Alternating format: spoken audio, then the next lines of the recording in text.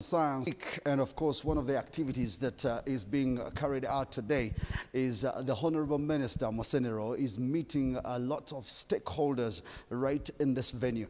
The reason of the meeting is to make sure that they know the roadmap as the ministry and of course as STI in partnership with the Office of the President. They're trying to make sure that they push science. So here we're going to have lots of chancellors from different universities, doctors and professors from different walks and disciplines who are going to be listening to what the minister has to say. I need to remind all of us that this Science Week is going to be climaxed by the presence of the president himself at Kololo Grounds, where he is going to award the best innovators that have been carefully picked up for this year. But for now, I want to join in and find out, touch base with the minister as she talks to the different stakeholders. Stay with me and enjoy the moment.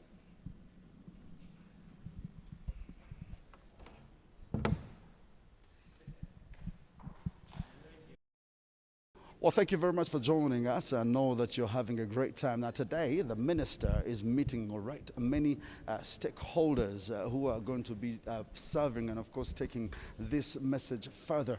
And, of course, the minister is making sure that they know the vision.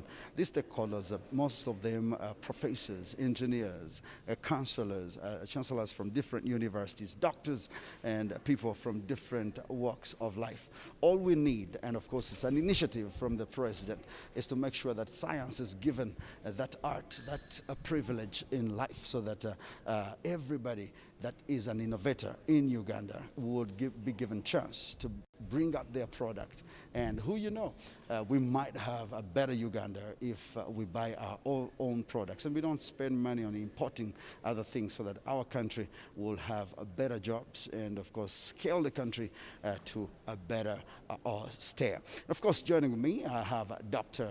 Shayla right here with me, one of the profound people that would carry this wonderful message of STI to another level. How are you doing, ma'am? Thank you very much, sir. I'm fine, yeah. Would you please tell people who you are? I'm Sheila Balinda. I'm a molecular virologist based at Uganda Virus Research Institute in Entebbe. Now, Shayla, we have an innovation kind of week this week, but STI and in partnership with the President's Office, they have come up with this initiative of promoting science. What is your take about it? I think this is a very great strategic position for government to take, and we are very excited and thankful to government as scientists, because we look at this as a platform to promote our innovations. Do you want to tell me that before sciences have not been looked at, what was wrong?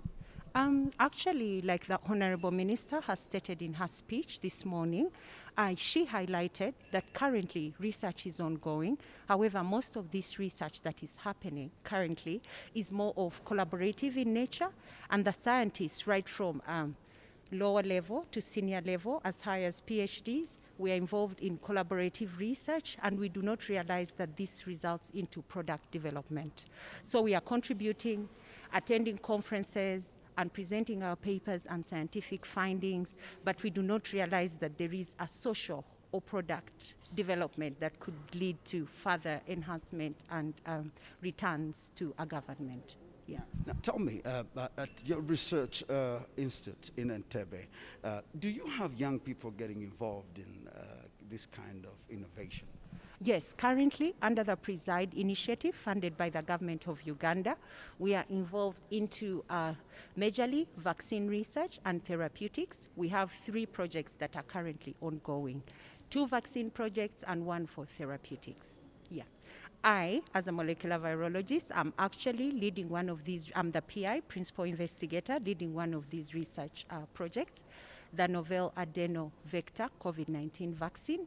Here, we are looking at generating or making a vector that can be used to make COVID-19 vaccine or other infectious vaccines for other infectious diseases.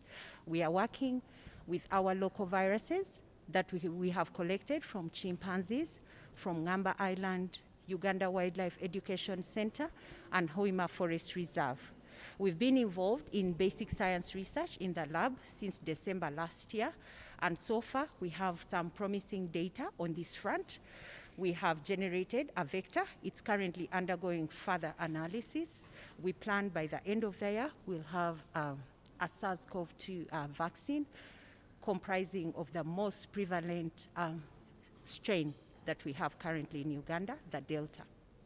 Now, what has been the biggest challenges that you have been facing since you started on this roadmap that you think that the involvement and the push of STI and, of course, in partnership with the President's Office will help you push this dream further? Okay, most of our challenges were initially centered around funding, and we are very happy that the government of Uganda has resolved this and provided commitment for about 2 years. And this is quite tight because, as you are aware, research, particularly vaccine research, does take time. Actually, indeed, it takes several years, 5 to 10. And actually in other areas, it could even go as high as 20 years. But we are trying to compress all this into 2 years. We are lucky that we are leveraging on previous experience that we had accumulated from our collaborative activities, because previously I've been involved with HIV vaccine research work, and I had developed most of the skills that are required to deliver this project in terms of cloning, full genome sequences of the viruses you're working with. So we do have the skills. So our challenge was funding, the right equipment, and then when we actually started, because it was during the COVID era, we had significant challenges with getting the key reagents that we need to undertake the research, have these timely delivered to the institution. So, and then some of the key reagents actually had SARS-CoV-2 components, for example, the primers, and we were not allowed to directly procure these into our developing countries. So we had to use collaborators. In other cases, the president himself had to actually pick up the phone and call the suppliers. So it has been quite difficult. Now, thank God, STI initiative is in play right now. Yes. Where do you see Uganda in the next 5 years? Basing on the roadmap that the Honorable Minister has highlighted, I think if we can deliver and follow the strategic key areas that she has highlighted, I believe that there will be a significant turnaround in terms of product development for the scientists, our involvement and actual spearheading key research areas, and then of course the economy. I think there will be significant contribution from the science field. Thank you. That's a beautiful, beautiful one that comes in from Dr. Shayla right there. And I know that it ends with a smile. And everybody's so positive, looking forward to something new that is going to come. Definitely, I can't wait for this roadmap. I need to remind all Ugandans that come this 10th, we will be right at Lugogo. And of course, the president is going to be right there awarding different innovators that have been picked up this year to win different prizes. Now, one thing I like about this initiative is it's not just an envelope to say, oh, thank you, well done. No, they are actually going to get a heads up and start up and get into to be launched in the business world. So we can't wait for such a wonderful moment. But also want to remind the public that we're going to have a showcase of different kind of innovations from different people. So like Kira Motors and other innovators that are going to be setting up stalls at Kololo grounds for you to come and look. I know for some of you are not going to be able to get to Kololo grounds, but you will have this right on your social media platforms, on TV networks, and of course we want to make sure that you see what Uganda has. As we build Uganda, we build it with our very own.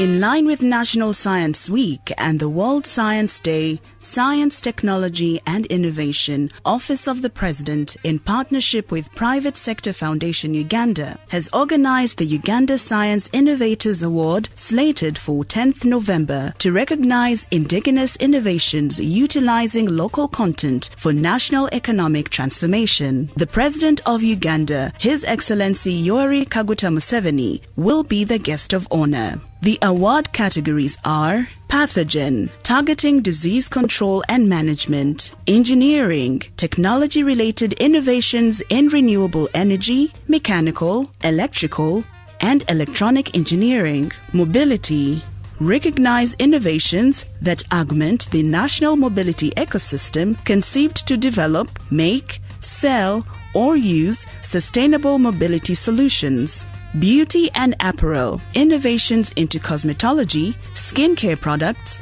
or hair products and textile processing; digital, innovations that demonstrate high aptitudes in designing information and communication technologies; agro-security, innovations in agro-processing, agribusiness, soil conservation, agriculture technologies, food preservation, and safety applications, among others. Women Innovators Award. The award in this category will go to a seasoned woman innovator. They should have registered at least a patent and at least have a product on the market. STI Science Ambassador, the most outstanding scientist in Uganda for their contribution to science innovation and technology.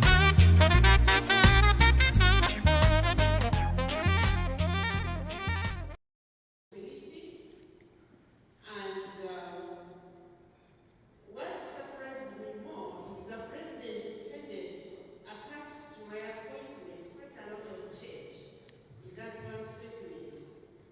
Minister, Science, Technology and Innovation, Office of the President, serviced by the State House Controller. I am the minister with the longest title. So,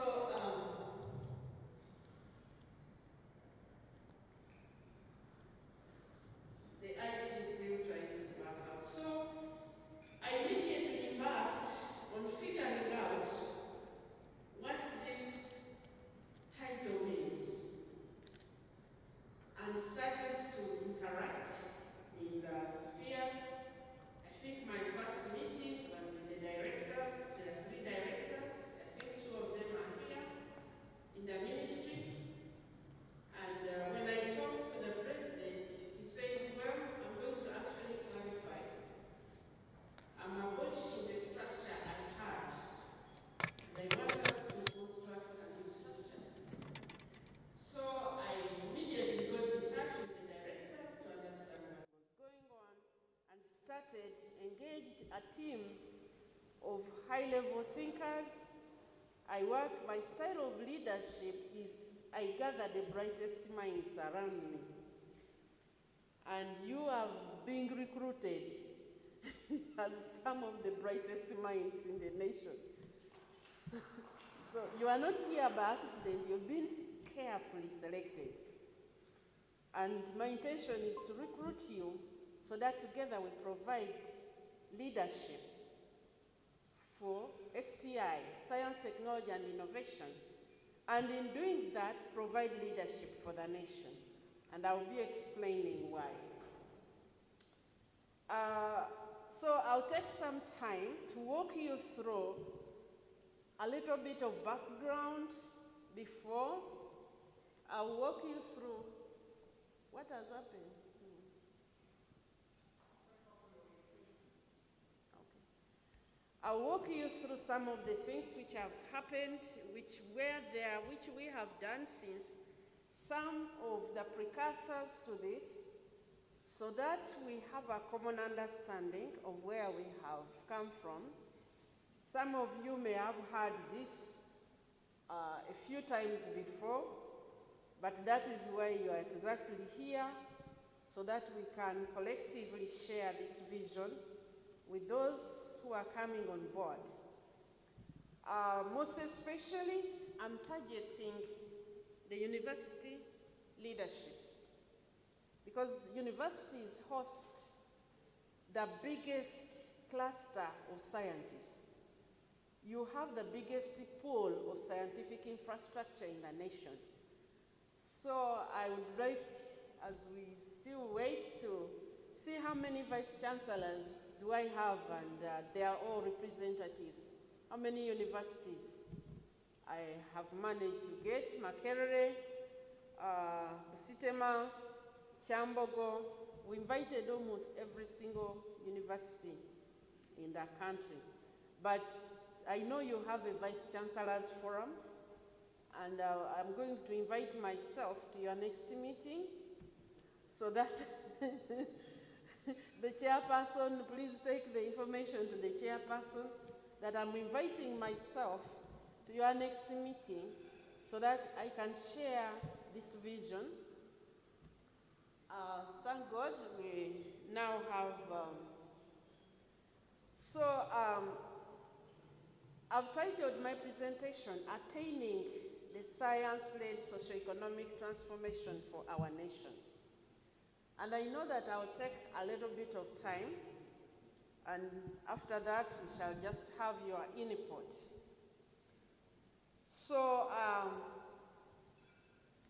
we are all aware of where, I don't know why that, oh, he's working on it. We're all aware that the nation is desiring to go somewhere. The nation is desiring to move somewhere. And this was expressed in a statement of our vision, which was approved in 2007. I know this vision had existed for a long time, but it was penned and crystallized on paper, and Cabinet approved it in 2007. And this is the aspiration collectively for us as a nation under the leadership of His Excellency, the President. So we want to be transformed Ugandan society, and this is going to mean that we move away from the peasantry, which still predominates our society, and we go into modern, to become a modern and prosperous country. Now, I've been thinking about why do we call other countries developed, and some countries underdeveloped or not developed, or if you want to be more crude, third world. And I've realized it's simple. It's the difference between how these countries have managed to develop and deploy technology in their countries. That is all. They have utilized the science. They have used that science to develop technology and to innovate and make it impact on how they live their daily lives. So we say they have a high standard of living, but also how they do their business. While for us, you'll go, you know, I remember we used to carry things on our heads, carry water from the, you know, we used to sell some things, these ripe bananas in the markets with my mother, and we used to carry it on our head. And because we had to help mommy before we go to school, the market was on Wednesday, we had to wake up at 5 a.m. to walk the 3 kilometers to the market. Now, that's a very crude way, an underdeveloped way. While a person where there is technology, that is simplified. You don't even, you just put them online and people order, and the delivery service will take the bananas to their home. While for you who doesn't have technology, you have to carry the basket on your head and go to a market. And so if we're going to, what does that transforming mean? What does a modern society mean? This is our aspiration. And I took time, as soon as the first first book came out of Vision 2040, this slide summarizes Vision 2040, all of it. The aspirations expressed in Vision 2040. To the left is the map, the poverty map, which I think was published in 2006. And that poverty, where we were almost all poor, just the different levels of poverty. And to the right is the map expressing what we desire to be. And in between are the things that we must attend to. One, develop our human resource. Basically, grow our human capital index. The quality of the people, not just the ones doing science, but the ones consuming science. Then they develop the physical structure. And from the middle of science to the end, where we put science, science is appearing in everything.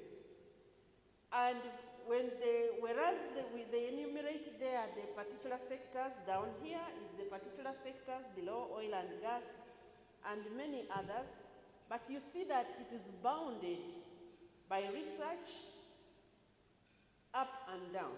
Without research, without us developing science, our science, without us deploying it, and where we're beginning from, that coloring and gradation of coloring is, we were starting with very minimal, black, and not understood, but the target, and for us to reach the desired goal, we must be predominantly guided by science and predominantly employing science to develop the nation.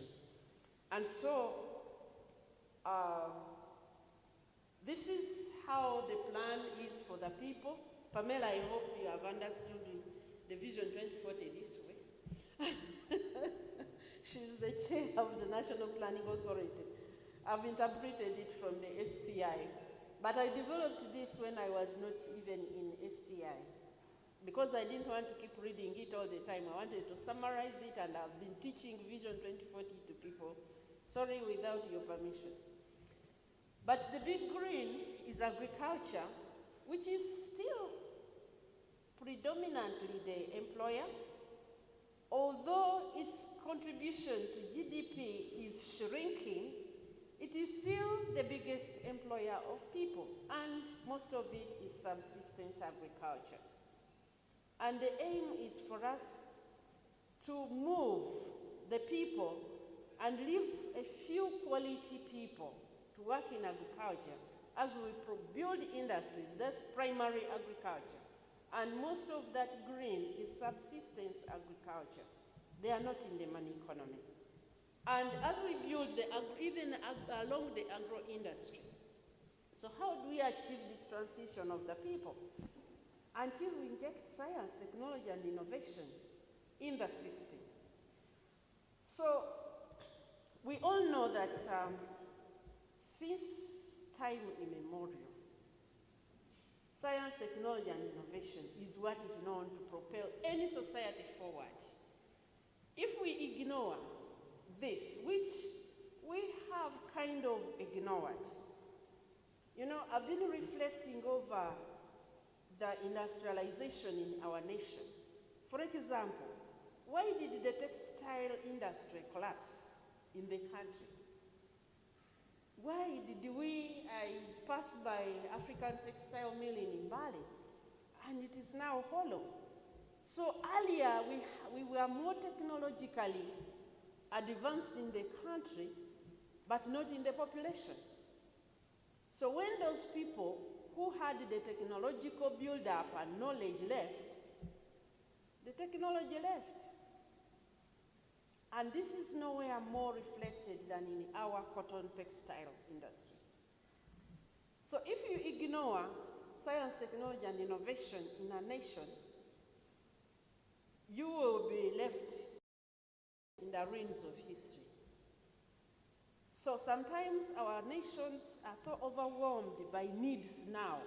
I need to give people antimalarials now. I need to give people food now. And STI is a strategic thing. It takes investment, it takes time, it takes a team of dedicated people. The good thing is that you don't need too many. If you have a few focused individuals who understand what the nation ought to do in this sector, we can transform the nation. So sometimes the policies that we have adopted about STI, the understanding, the implementation, and I will share some broad information from Professor Tikodri. I didn't ask for your permission, but can I ask for permission? But I just picked a few things. If the way we have viewed science, technology, and innovation is robbing us of the benefit of the greatest resource. And that's why I'm really specifically speaking to the Vice Chancellors and those in academia. There are things which, if we don't orient properly, we are going to rob the nation of the brains of the citizens. It's a different thing to have technology artificially planted in the country, and it's a different thing for us to transform the people, to develop and own. Because when you transform the people, you have planted a seed, a perennial seed, which goes transgenerational. And in each generation it grows and it expands. But when I bring just a little bit of technology, it is artificial. I don't build the local population to be part of it, to grow it. I kept asking myself, Paul Musasi is there, but I kept asking myself, vehicles came in Uganda so many years ago. How come we don't even produce a few spare parts? We can repair. One time I bought like a nice little IO, I was very proud of it. Then it overheated, and I called a mechanic. You know what his quick solution was? To disconnect the computer. So that, so that I could just drive it now. It couldn't detect it. So why these philosophies we have approached, have adopted in the country, have, I'll skip that quotation, I'll come to it, the one I skipped. So what has happened? And I just want to share, to the best of my understanding, what I have put together over these past 4 months. Because when I was appointed, my first thing is I must first understand. I must first understand what is happening. So as I told you, my first was talk to these people who have been the directors in this ministry. Talk to the universities, talk to the different scientists, talk to the different players. And I've kept expanding that and expanding that. Eventually, I brought in National Planning Authority. Eventually, I brought in the agencies. Eventually, and trying to understand. And this is my understanding of the situation now. Historically, we were very advanced. We were growing very fast, at par like every society. Yes, we may not have been where others had reached at that point, but in some things we were doing better than others. I keep quoting the example of surgery. There was a point when we were doing better surgical operations in Uganda than the European countries. And delegations traveled to come and learn from us. They were on oceans for so many weeks to come and learn how we were doing cesarean sections in Uganda. And our recovery rates were better, the infection rates were low. We were more successful in saving both mothers and babies. But then what happened? If I went to Mulago now, I can hardly find anything which has developed out of that situation indigenous. It was totally cut out and put aside and replaced by something that destroyed the confidence of the African to do science, technology, and innovation. And for me, I think that's the biggest damage which has been done. And so, as leaders, as we make decisions, we are not confident in our population to do things. As the funding is directed, is not directed to that. as we are teaching, we are not teaching people as if they are going to do. We are teaching them to know and pass exams, not teaching them as if they are going to do. The other day, my daughter sent me a WhatsApp clip, and I think I'd seen it before, of a group which had, I think in Nigeria, they worked on a plane, and they were going to demonstrate the flight, that plane can fly, and everybody was so stressed. Everybody, except one person, the professor, who taught them. And everybody was so stressed. What are we going to do? Red Cross, everybody's trying, except the professor, who was relaxed and smiling. And somebody went and asked him, why aren't you stressed? He said, I told them that plane won't fly. You haven't got a joke. The plane will not take off. So there will be no accident. So the issue is that at the moment, because of where we left off our population, because of where we left off the science, we actually have two parallel lives in the country.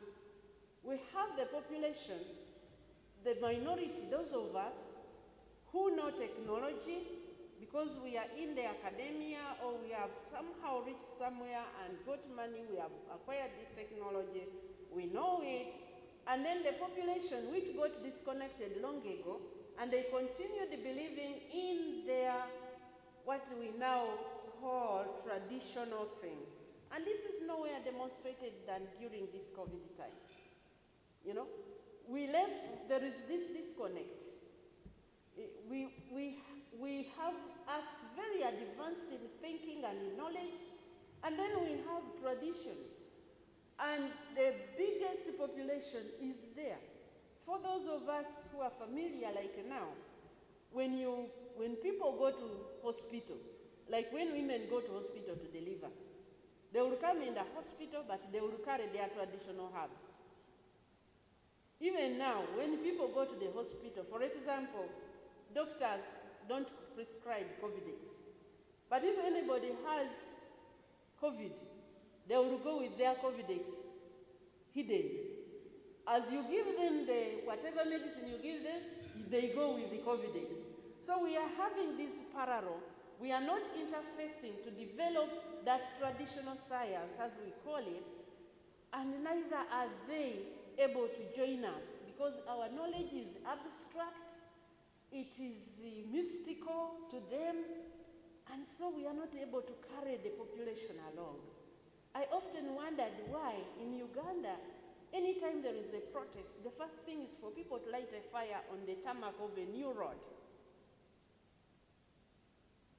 They will put tires, and they are oblivious of the cost and the damage that they are going to do because of the disconnect between the population and us as we have developed our science and technology. So the majority live in oblivion.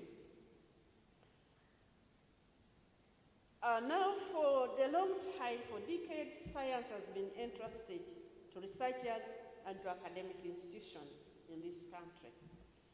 And I believe that it is our responsibility to carry now this science and make it relevant to the person in the village, and make it relevant to this population, and make it relevant to the economy. Because for a long time we have been entrusted with this, and I'm including myself in this. We have been entrusted either as a ministry or as universities, and Professor Tikodri made a phenomenal presentation to us during our meeting with the National Planning Authority, trying to reorient how science is deployed. And as he was presenting, I felt so much pain in my life, because efforts have been made over and over. Before independence, we had Istico. Now we think that we are reconstructing, that it is a newly formed thing. But this was formed before independence. And this led to the formation of this university, the University of East Africa. I think it had campuses, Makerere, in the 3 countries, they had the campuses. And this was entrusted to scientists. And we built this. And the focus was to improve productivity, that's extension services, as well as controlling tropical diseases. Now, from independence to 1986, we went through a lot of turmoil. There was that desire, always stated, to industrialize all the shifts. There was, shift to the left, whatever, Common Man Charter, and all those documents. However, we did not capture. We remained with the vestiges of colonial science and technology. We did not really capture, own, understand, and operationalize a strategic framework and a strategic direction for us as a nation in terms of science. But we survived on what was there, and some very dedicated people kept working. Even when institutions broke down, sometimes it is really heartbreaking to see. The other day I was touring Maif. We had the production of vaccines and more vaccines there, and you see the facility and it looks like a museum. You know, it was just abandoned there. So after independence, of course, there were some continental efforts and there were also some international efforts by UNESCO, but the countries themselves saw this as more of something they had to survive politically, they had to survive, and then there was military coups, and so a few people kept struggling with these international agencies to try and build. However, later, of course, we know that the local efforts retrogressed, and during Amini's time, most of our scientists left, and we were really resurrected. When I remember my first day, I joined Makerere in 1987. It was quite something to see because it was post-independence. Coming from town to reach Makerere took almost an hour of drive, not because of traffic, but because of the nature of the roads. So, and since then, there has been relentless efforts by the president, because since then we've had one president, and he has had relentless efforts to try and make science lead the country. He stated it in his 10-point program, and almost every manifesto, there has been a desire to place science. So there is, at the top level, this desire, but at the next level of leadership, where we should translate this, it has somehow fallen short. And although we have some developments, we could do more. And that's why we are here. We need to do more. So I'll not go through the whole of professors' timelines, but in 1987, as you remember, those of you who are at least my age, the National Resistance Movement government appointed a late professor, Senteza Kajubi. I was at the university. I didn't participate, professor, but I was there when we had a lot of strikes to resist that change. And then 2 years later, there was a feeling like Makerere it had a lot of history already, and the students were strong, and the political implications. Then the president spearheaded the establishment of MUST. He specifically wanted it to be a university of science and technology. He had a vision of what he wanted it to be. And do we have somebody from Barara University? MUST today? Okay, yeah. As it grew, it started off really as science, As it grew, it came back into the mainstream as a university that does everything. And it's still the University of Science. You will tell me whether it has fulfilled that drive. But this is also illustrates the President's desire to see science begin to take mainstream. And through 1990, 1997, you remember we had that economic recovery program, and the aim, the goal was just try to get some things going, try to get some life back going. However, towards, especially in the 2000s, maybe I've skipped some things, 2008, there was the white paper by Professor McGregor, which was published from that 2005 commission, and the focus was now bring the universities, public universities should develop stronger involvement in research and development to deploy the full potential of our science and technology graduates so as to contribute to national development. So then in 2010, the President spearheaded the presidential initiative to support science, technology, and innovation at Makerere University.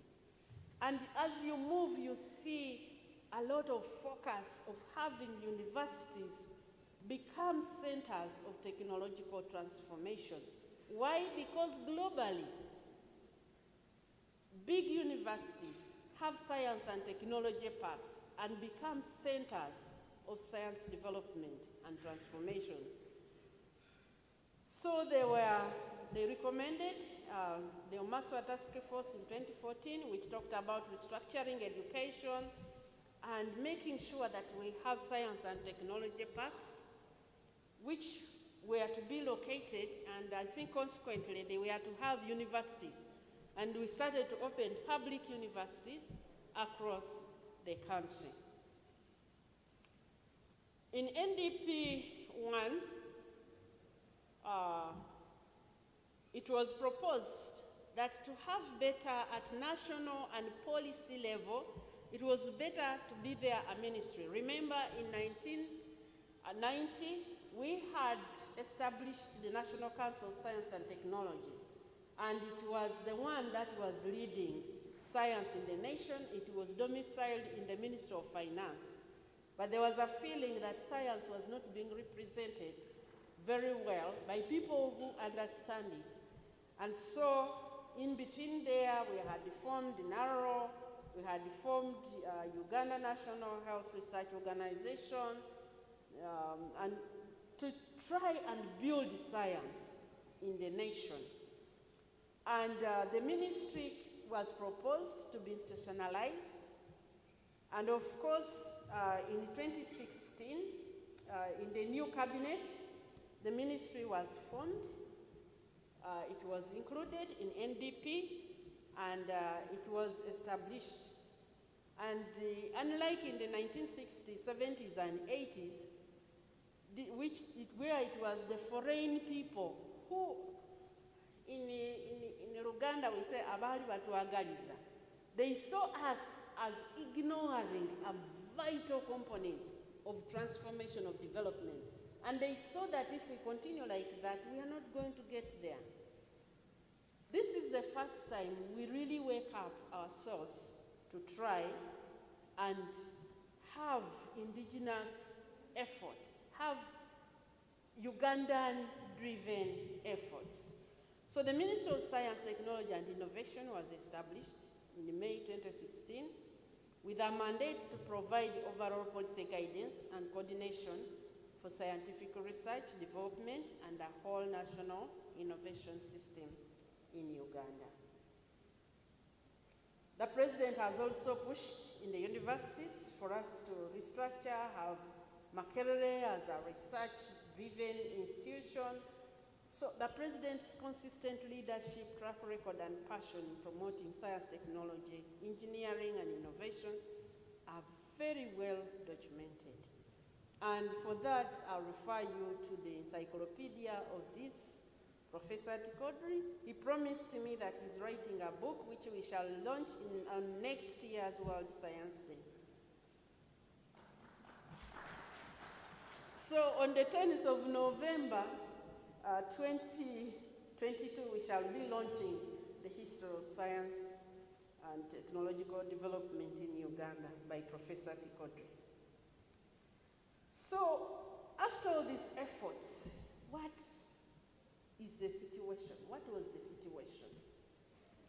Now, in 2020, the president appointed me as a senior presidential advisor.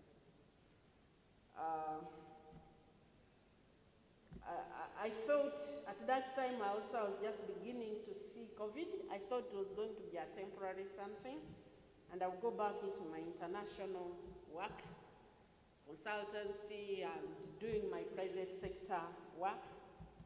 But as usual, I threw myself in the work, and part of my assignment was for me to put up research to enable us develop tools to help the nation. I'll share a little bit about that more. But as part of that work, I just realized I was speaking to a small group of scientists, and as I was talking to them, it just occurred to me that they were not conscious of the role the science they are doing is supposed to play in the nation. And I was kind of surprised. So as I started working with these scientists, at first they would sit there looking at me like, what are you talking about? We are very busy, we are working, and it took a lot of transforming of thinking. I mean, some of them are here. The other day I traveled with one of them, and she was like, I came there and I didn't know what you are talking about. So this interested me and the team at Preside, which I'll talk a little bit more, to think through why is the situation like this? Now for us more from a very practical angle. So we summarized the research models, the research models in the country as follows. We discovered that among the researchers in the country, this went broader than just those involved in the pathogen economy, as we'll be talking about it shortly. But we discovered that the people doing research, we had what we call the sole researcher model. We were interested in the industrial component, which translates all that knowledge into technology, which touches the population. Now, the sole researcher model, in a university or in a particular, you would find that they have done basic research. Then there is this one researcher who believes that what they have done should go industry. Then that researcher begins to chase for opportunity how to move this. Typically, the university didn't have capacity to support them beyond that. And either technically or even in guidance on how he should proceed, because whatever the university is doing and their capacity has also ended there. And then by faith, this person keeps moving until eventually, usually, the president notices them. And then either he comes and sees it, and then there is a presidential initiative. And when there is a presidential initiative, I discovered that the survival rate of those presidential initiatives to amount to something is less than 20%. Many of them received support, but after using that support, they also didn't proceed, because there is a lot more needed for you to transform that prototype, that concept, that idea into a business. Now, those who survived with the presidential initiative struggle to be accepted in the mainstream government, they struggle to be allocated funds, the understanding of what they are doing is minimal, so it takes a very long time, typically 10 to 15 years for them to reach a level to something. So this is the only model, by the way, which has brought industries some promise of industries. Chira Motors is here. I don't know whether I'm talking, Professor, I'm talking what you've gone through. We have an examples of banana PBD, we have the Chira Motors, and this takes really long, and it is very, very frustrating. So we found a few of these. Some became small, medium enterprises. They stopped somewhere, and they keep marketing their things, especially if they are foods or drugs. They market them at that crude level. They have not grown. We have these few that are coming up, and that received some amplified support when the ministry was formed. So at this rate, we will not industrialize this country in the next 100 years. If we move by leaving this just to the researchers, we must have a more systematic approach and create understanding in the system. The second model of research and development, technology development we found, is what we call the public good. Now, a lot of work has been done in this model. The researcher, usually in a government-funded institution, will conduct research and development to address a public challenge. Then the products are developed, and then it is, since there is no support beyond that, they usually go to the private, and this is common in agricultural development, especially new varieties, and they'll call the private sector and interest them into multiplying this. And the benefit is expected to be realized indirectly through the public adoption. Now, while this is very good and it has kept our nation, you can hardly find a single industry built from these products. You can't find a business because they go into the private sector and compete with the internationally promoted varieties, or they enter the subsistence system. And whereas they are subsistence, we cannot, it is not the money economy. We can't grow the country, it simply stays there. Our people continue, they have drought-resistant varieties, very good, we can keep the population fed, and maybe they will sell off a little, but we cannot find any industry. And I kept wondering, why do we have Monsanto? Now they have changed it what? To a different company. I think they were merged or acquired.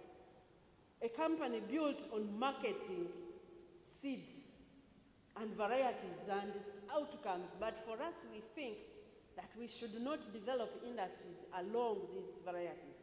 It's the way of thinking. The third one is called the sector model. The sector model is, we believe that if we fund this particular sector, we are going to eventually get transformation.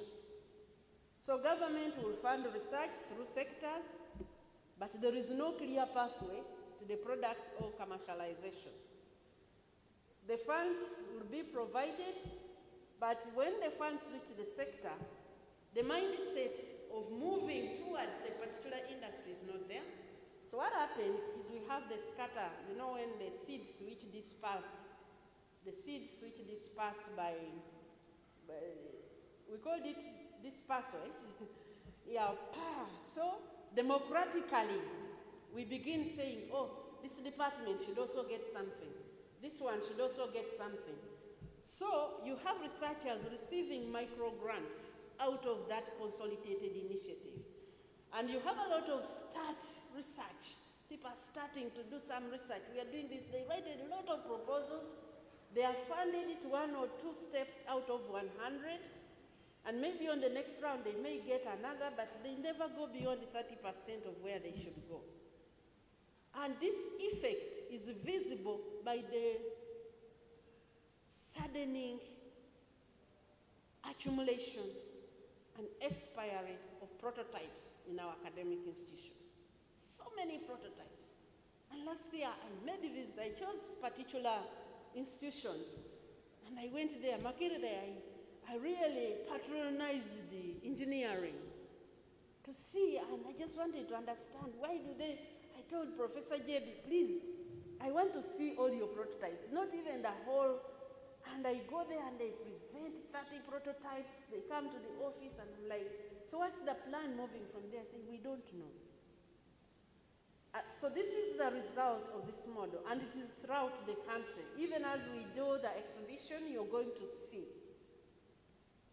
Then this is the fourth model.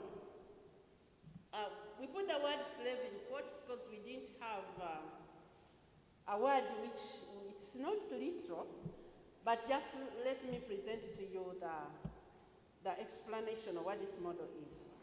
In this model, which again predominates in our science institutions and universities, the researchers are given basic sustenance. They are given a salary, they are given operational, they have an environment, they create a brand.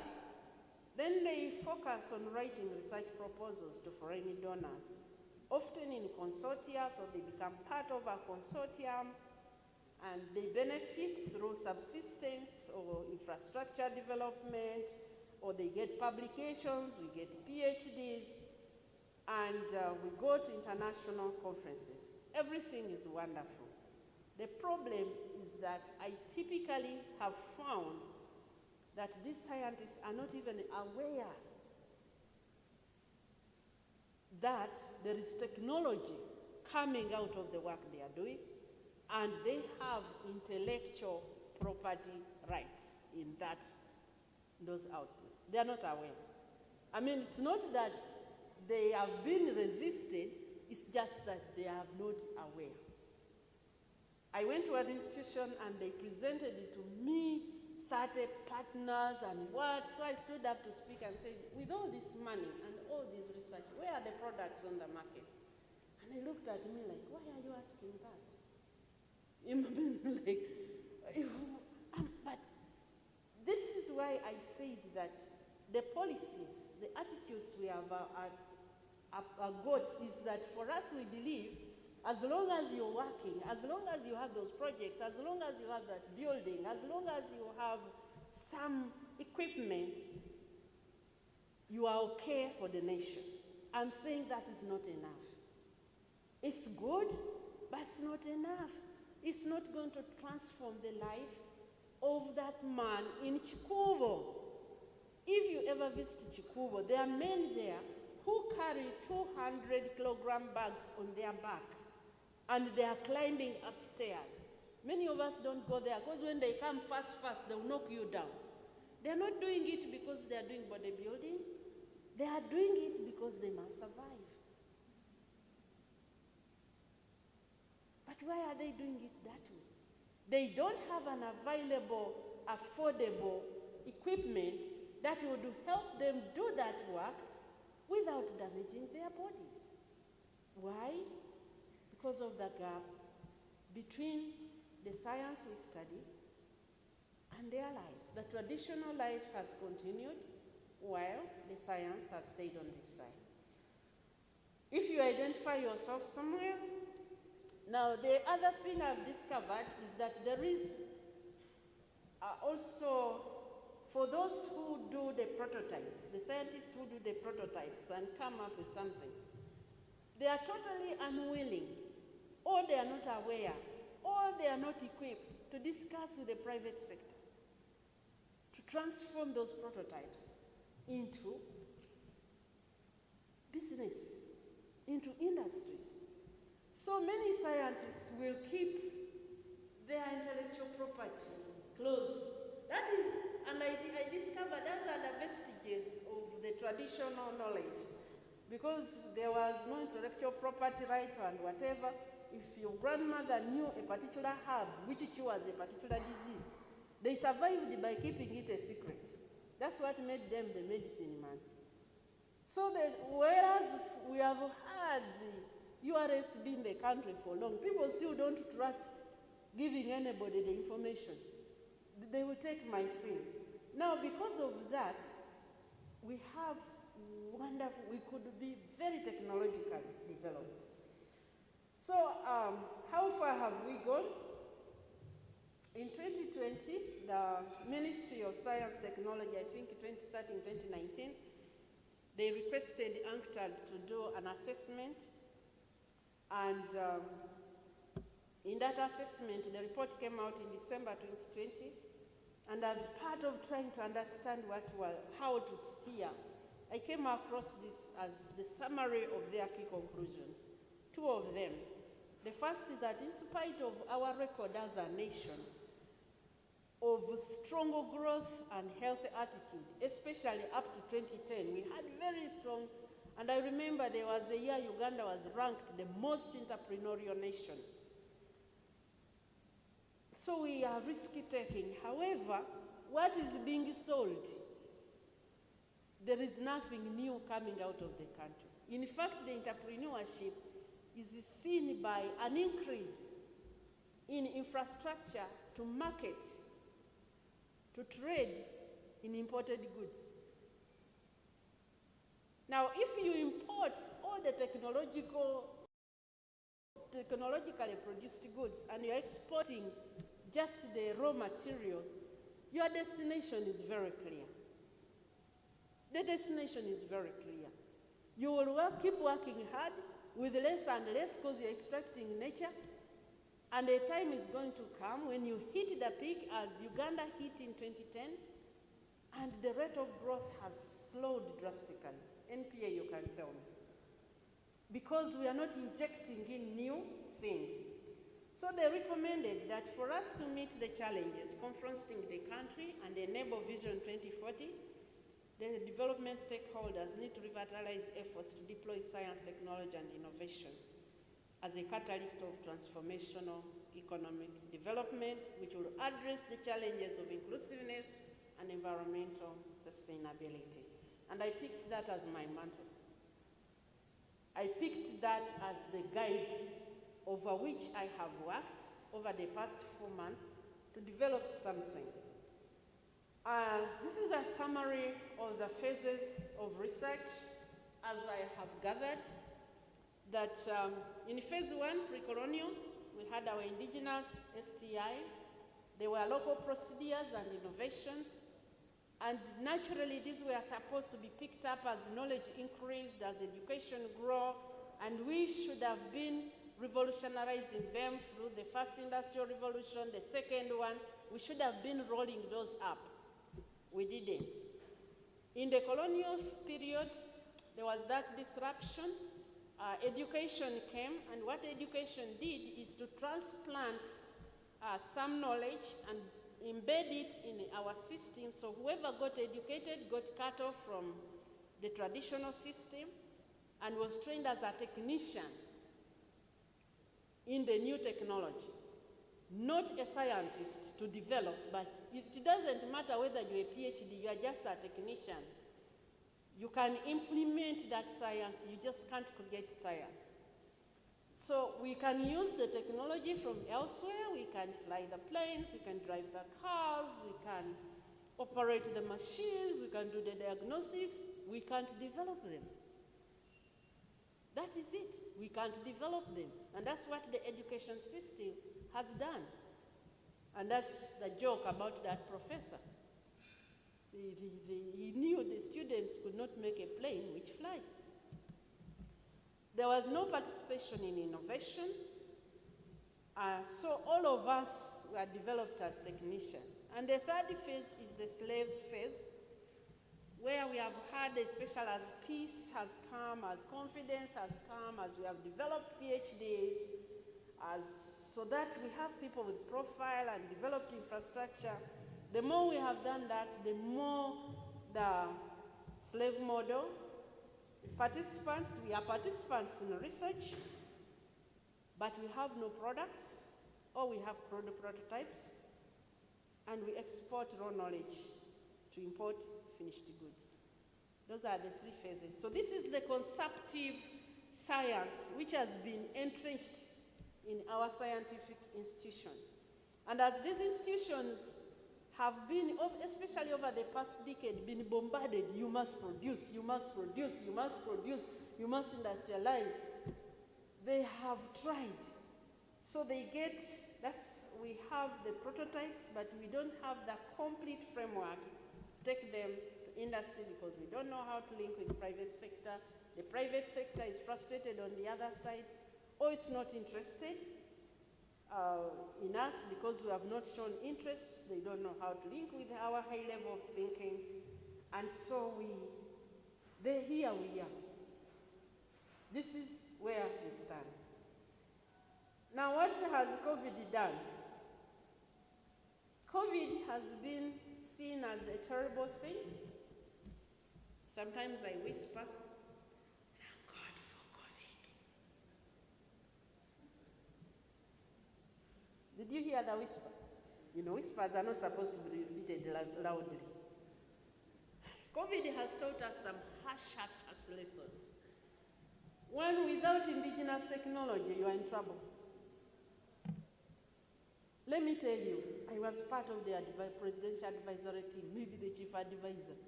When COVID was coming, flying in, I told the president we must lock down the country because even one case, we cannot manage.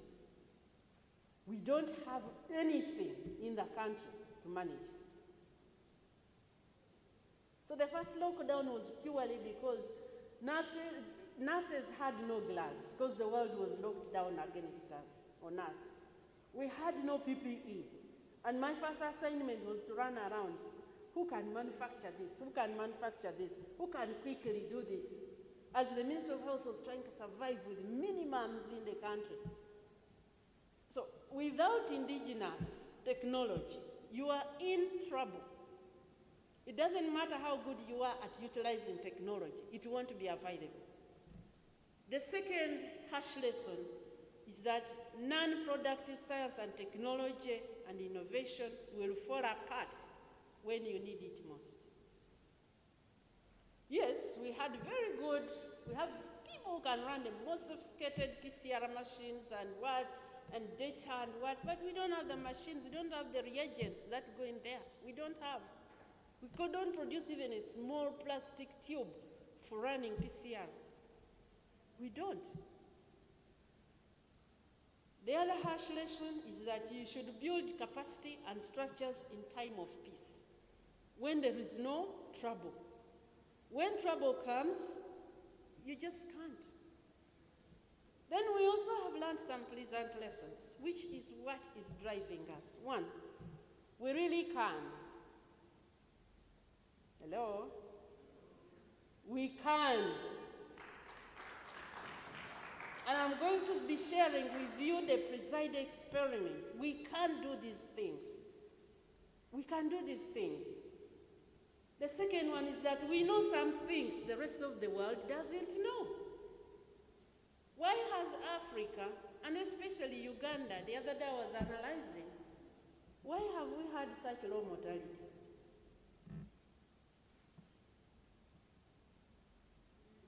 Why have we had such low mortality against COVID compared to the high technologically developed countries?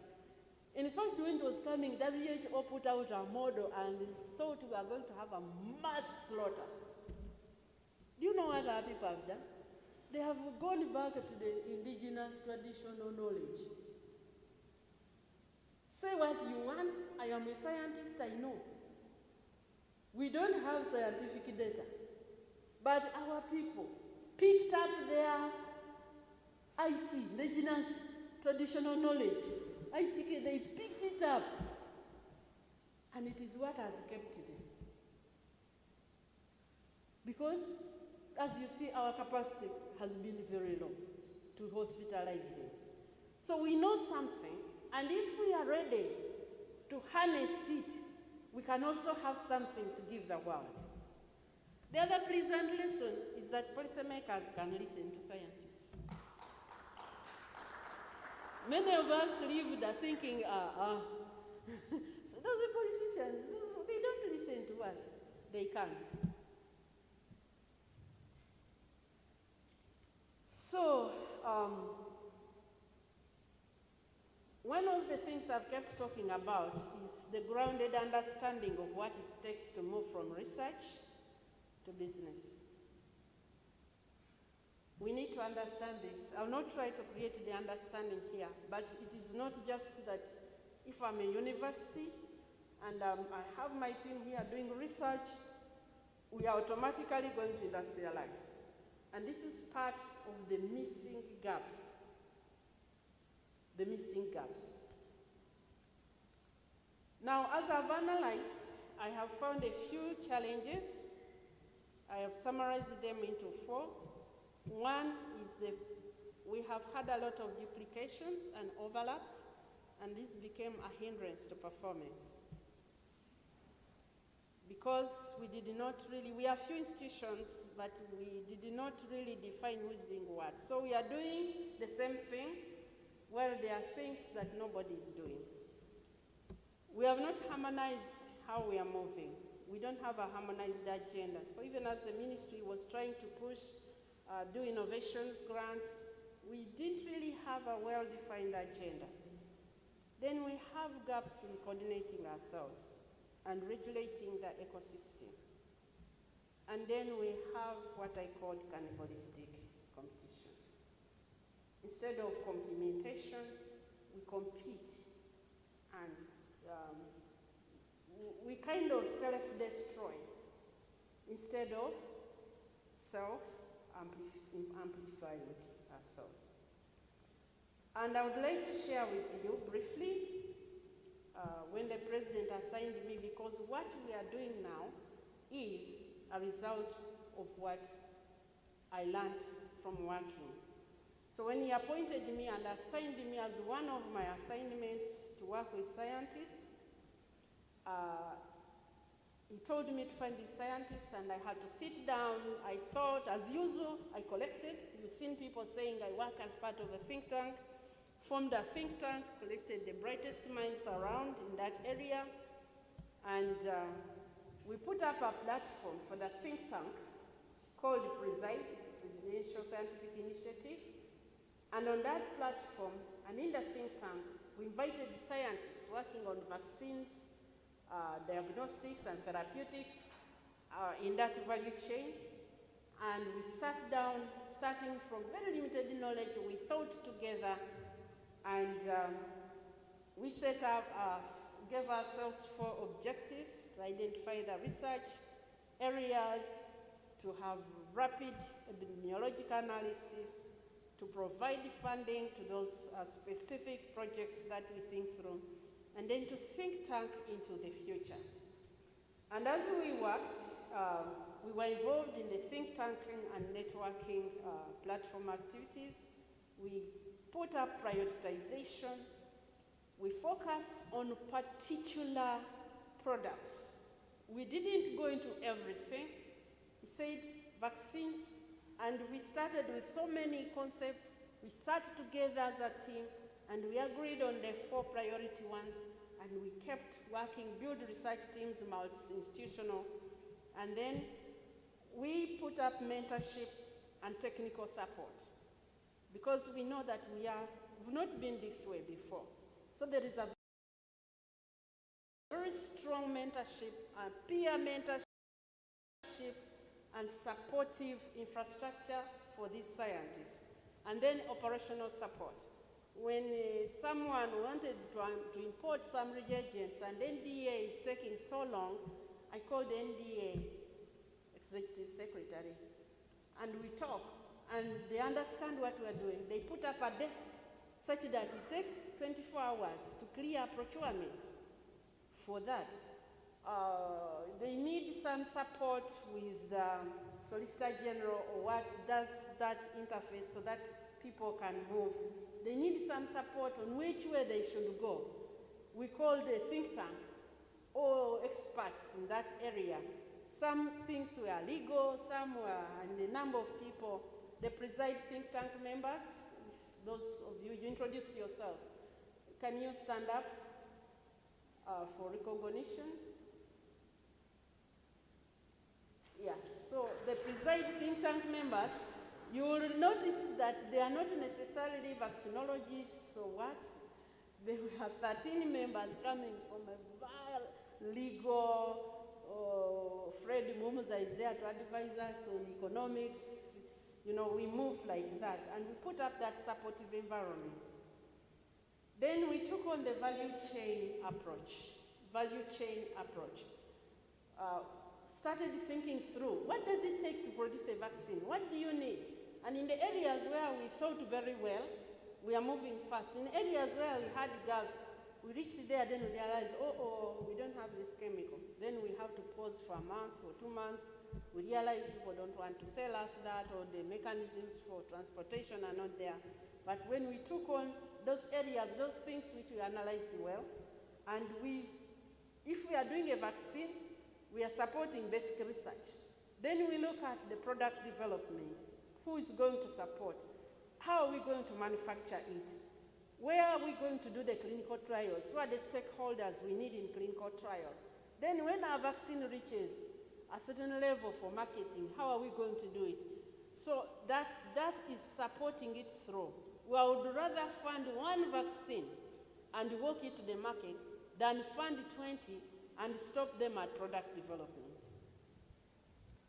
So we have projects. We supported 23 projects in diagnostics, 5 in vaccine exact development, 4 in therapeutics. This is where we had more. We had, I think, 9. What we saw from there in conclusion is that despite the challenges, we had a lot of challenges. Challenges from the scientists had not done this before. So mentorship, just for them to come to a point where they can come up with a list of equipment, the exact equipment they need, it took time. Then the procurement. Then, however, despite all those hindrances, we were able to drive technology to a point where before the end of last year, we were talking of putting up a factory for the PCR. We met some other hurdles there. We are now talking about vaccine manufacturing plants. So this has shown us that we can. So I now want to share with you very, very briefly, and then roll it over to you for thinking.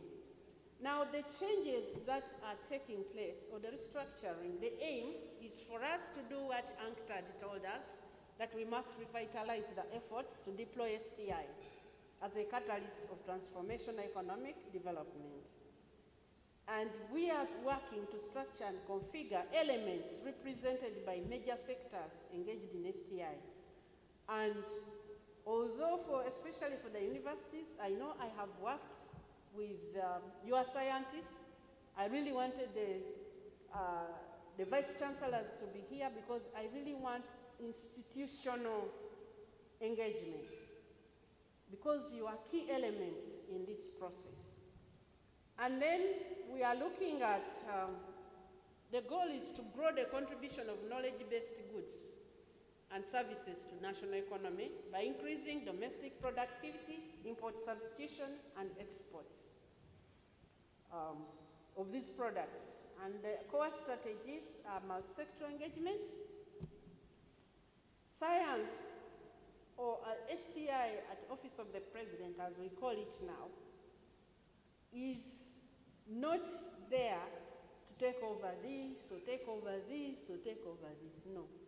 We want to coordinate and build capacity and network and just harness all the capacity in the country, including private sector, including, so many, all the ingredients that are needed.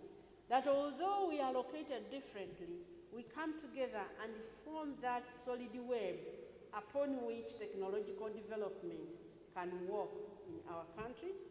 So the current proposal I'm going to receive the final nod from the President, is that instead of being a ministry standalone as it is, we are going to be more secretariat, and this communication had already been made to my predecessor by the President.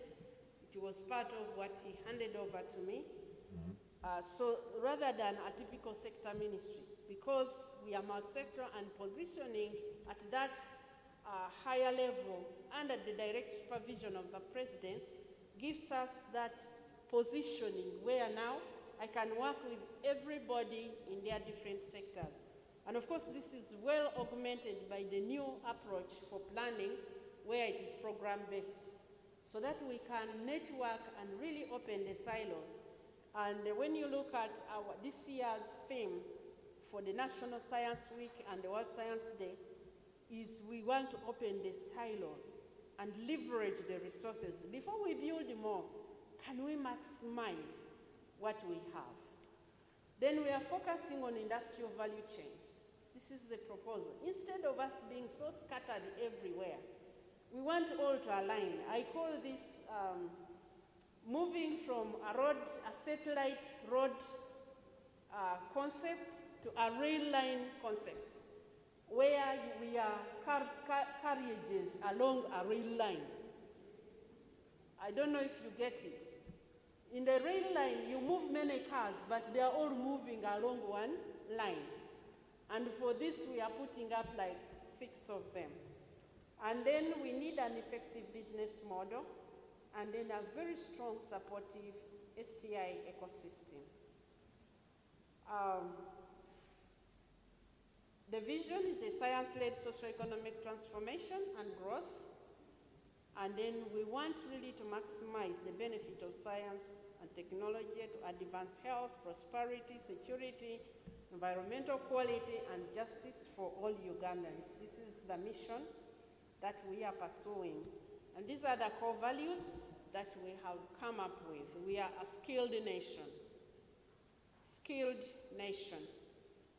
S is for stewardship, each one of us. Knowledge, integrity, loyalty, collaboration, excellence, and development. And these are the 5 objectives that we have set up. We want to streamline the institutional framework for effective coordination. So STI is a coordinator. We are coordinating, we are there, in my tribe we say Mwana Mwiwa. Mwana Mwiwa is a niece or a nephew in the clan. They perform so many things for so many families.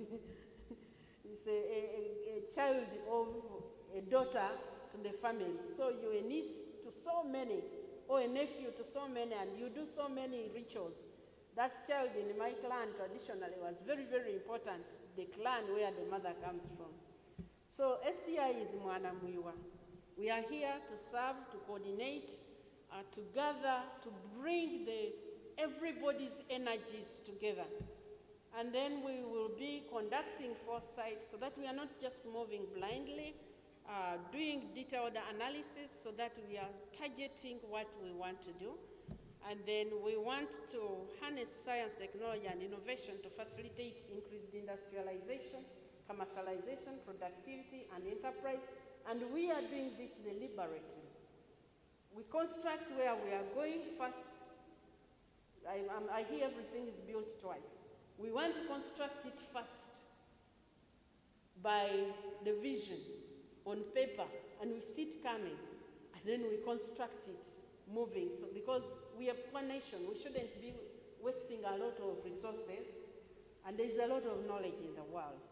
Then we mobilize, coordinate, and avail funding and other resources to support science, technology, and innovation across the board. And then we work on the policy, legal, regulatory, and operational environment, and then grow to provide scientific policy guidance to the nation. What technically, we are reaching the 4th. You remember I showed you this slide, but it had 3. Now we are focusing on this green. We are entering phase 4 of science and technology in the nation. And we are focusing on scientific products to service the nation. So we want local funding, and we are trying to get this as much as possible, and then commercialization. So we will be asking, if I can convince the universities, don't ask your people just how many publications you have, ask them how many products do you have on the market. Even for promotion, how many products do you have on the market? At least everybody in the university can write a textbook. How much money do you spend on textbooks? That's a product. So we want, and we are taking the industrial value chain, and the industrial value chains have been prioritized based on these criteria,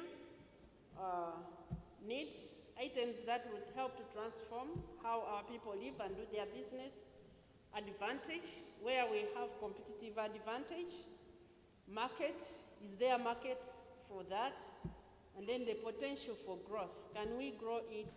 And we are changing from help SMEs to help startups.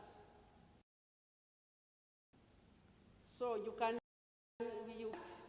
a business small, but we are not telling people to start small businesses. Start businesses small, but not starting a business deliberately keeping it tiny. These are the industrial value chains that were proposed to the president, and digital, the digital economy, they are economies. We have analyzed them as economies and their potential, how much is there, the market, the what, and then there's prioritization on each economy. We have the pathogen economy. You've heard the president talk about that one. We have the engineering economy. We have the beauty and the apparel economy. We have the mobility and the agro-security. May I ask the chairs of the think tanks along these, if those who are here, can you stand up so I can know whom to introduce? If you chair an economy, I think Daniel will stand for digital. So Professor Kavasa is chairing the pathogen economy, and I have not yet got a substantive chair for the agroeconomy, so he's also caretaking the agro-security economy. And in all this, we work with the other key ministries. Then we have mobility economy. Yesterday, they were showing you their muscle through Kampala City. Paul Musasizi of Chira Motors is chairing that. Then we have digital. It's chaired by Noah, assisted by Daniel. Engineering is not here. Professor J.B. Chirabira is chairing that from Makerere University. Beauty and apparel is chaired by Dr. Kamala from Musitema University. So those are the 6 areas where we think for this NDP3, and we have already discussed with NPA, we have mainstreamed, we have revised our program implementation action plan in the NDP3 already, and we have worked with the National Planning Authority, and we are looking at a broad spectrum, so each of those has a lot of stop points along the value chain. And there are so many players, and these players are partly in your institutions. And so the objective, this is the economic analysis which led us to select those particular think tanks. So the purpose of inviting you here, one is to share with you where we are. I expect this coming week to get the final approval from the president. He might put some changes, but I'm expecting we have had a lot of discussion. And then I would like, the second thing is to have your input into this before I have the final discussion, so that we can now begin to streamline. Success is going to be defined by how many products and services we have put, deployed to transform the lives of our people, and how many are now placed on the table for marketing both domestically and for export. I want to thank you so much, and I would like to invite Professor Kavasa to moderate the next session. If you have questions, you'll ask when he's moderating. Thank you very much.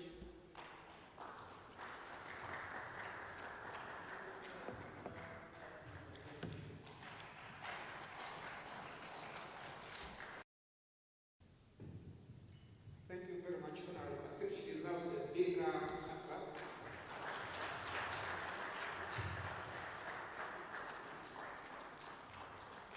As a country, we are very proud of what you're doing.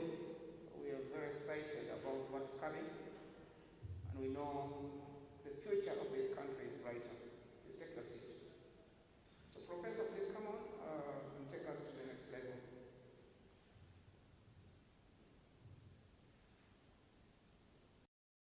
Participants, ladies and gentlemen, I have been given the privilege to moderate this next session.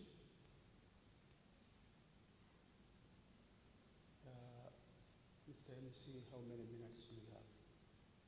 I begin from there so that we know how much. We need to agree on when we are going to stop.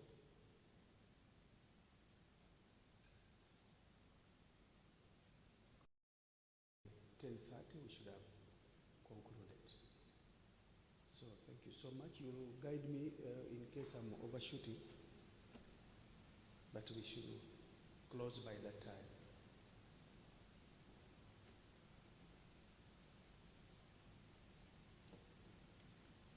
This meeting has definitely observed that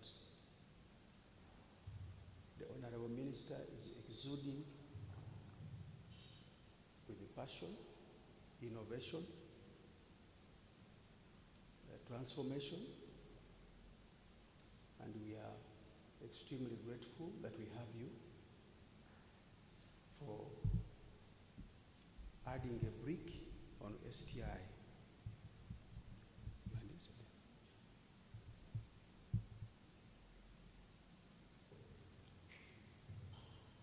I have been taking notes which I will summarize, but I'm going to take more notes by giving now the opportunity to the members in the plenary as I take more notes. And the assignment I have is to capture what I have captured from the conversation and then give feedback. After this input has been made, what is the next input we are getting from the plenary? So I would need somebody to move with the mic to the various members as we take the feedback into this. So can I see somebody who has the mic? They have it, yes, thank you. Before they do, let me appreciate in a special way the Vice Chancellors. My boss is here. Professor Barnabas Nawangwe is my team leader and also our overall CEO in the Makerere University. So thank you so much for nurturing me. As you have heard, I have been doing what you assigned me to do. And so I'm very grateful that you are here to get that feedback. And you add value to the emerging process in the country. I want to thank the other Vice Chancellors who have made it here. The Minister has put it very clear that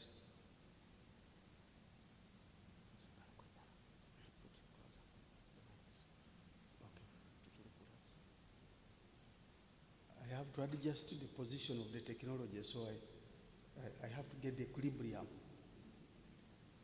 So thank you very much, the Vice Chancellors and all leaders of institutions that have come here to hear the concept of driving a business-oriented STI, a development-oriented STI, an industry-oriented STI, a market-driven STI, and how do we move it together. This is like an inaugural presentation.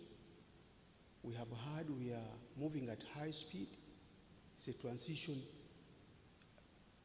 appointed in June. Was it June? Appointed in June, and now in 4 months, think through quickly, present something to the overall leadership, get feedback, but within there, mobilize all the stakeholders so that we move. My understanding is that we are starting, and so let us receive the feedback that helps us to see how we shall keep building this and guide, including the many lessons. There was a hand already, so we are going to keep moving. There was a hand. Did I see a hand? Yes. Yes. Boy.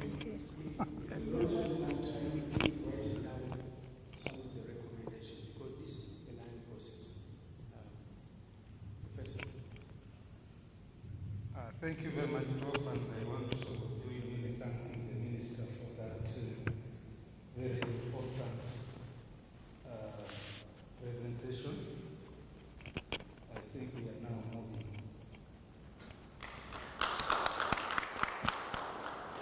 Honorable Minister, you made mention of what I would call the structures and duplication.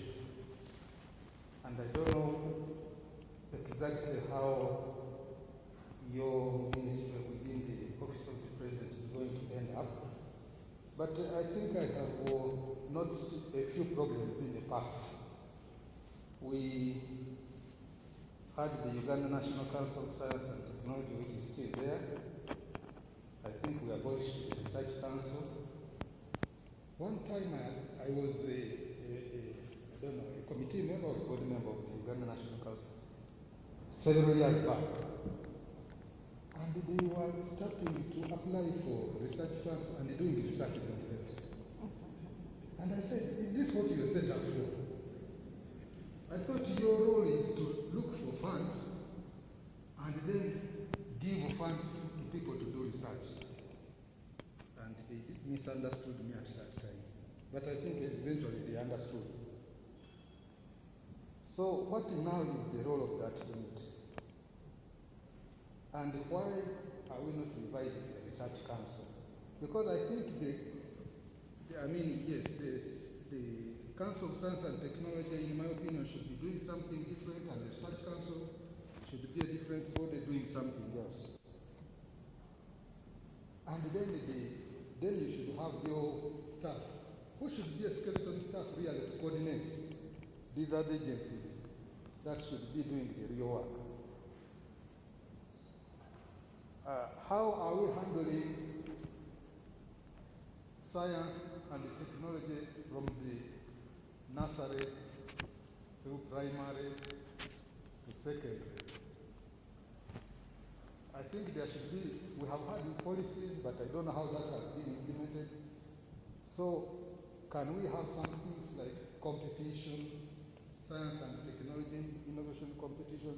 I was really impressed when you came to talk to the people who are at Makerere this week, and there was a 9-year innovator. I think that we must encourage that kind of thing, right from the early age. And how do we do that?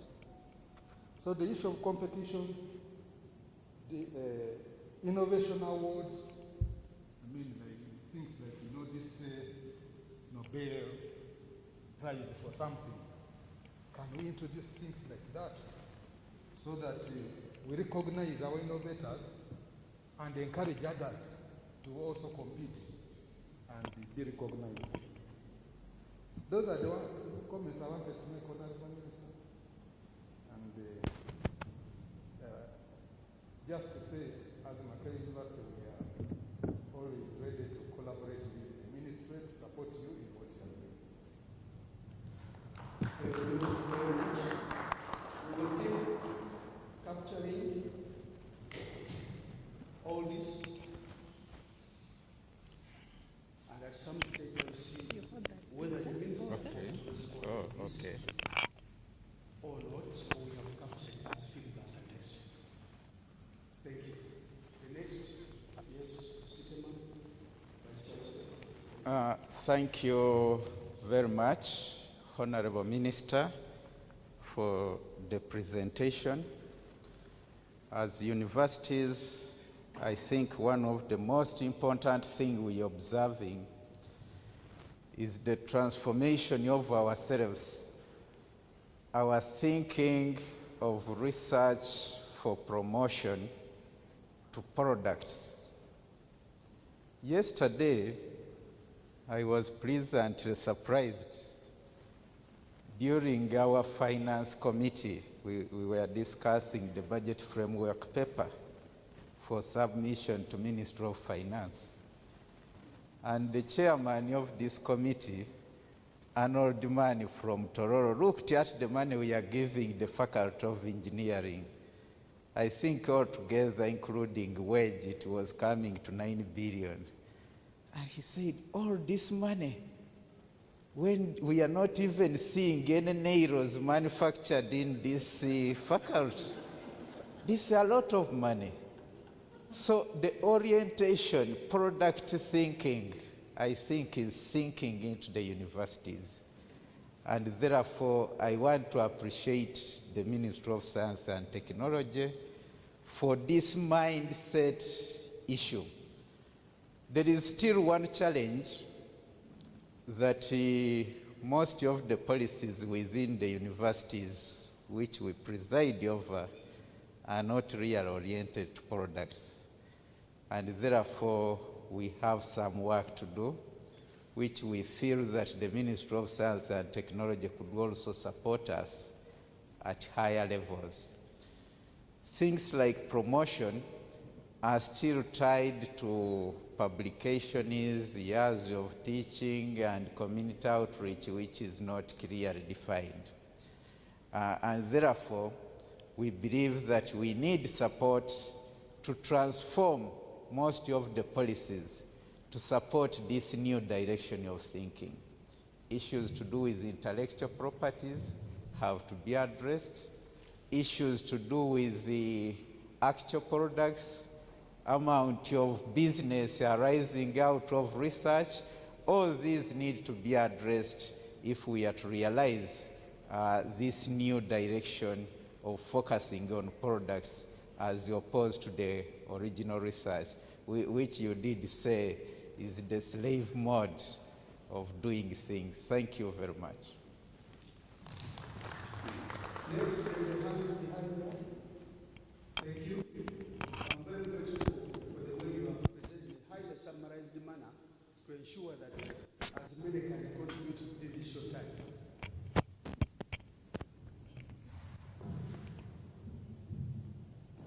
Thank you, Honorable Minister, for that presentation. It was very rich and enlightening. I have a few issues to observe. When we talk of STI, we are talking of science, technology, and innovation. And together, the innovation should be science and technology led, which brings up an issue of knowledge in innovation, because generally innovation is part creativity, part knowledge, knowing the science, knowing the technology. Now, we have had cases, good enough when we got social media, we now can share so much information. We've got cases of some people who are creative. There was a video that has been rotating. Sometimes it's difficult to tell which country it is, but somebody made a toy of an earth-moving machinery. An African boy, I think it's a Ugandan. And it's moving. This person is creative, but somehow the science may be lacking. But we let it go. We enjoy the video, and nobody picks up. I believe that video, maybe everyone here has seen. And if he's a Ugandan, he's struggling somewhere. Now, in August this year, a Nigerian boy who was into robotics from the age of 9 flew to Finland to work for a company in Finland that is developing drones for environmental and what was the word?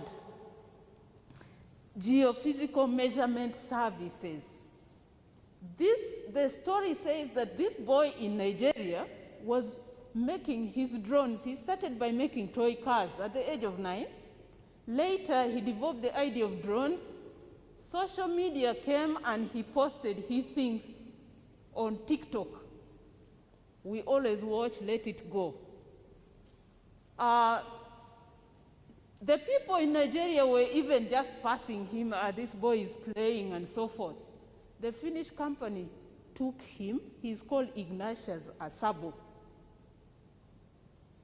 They started training him online while in Nigeria. Then in August, they took him to Finland.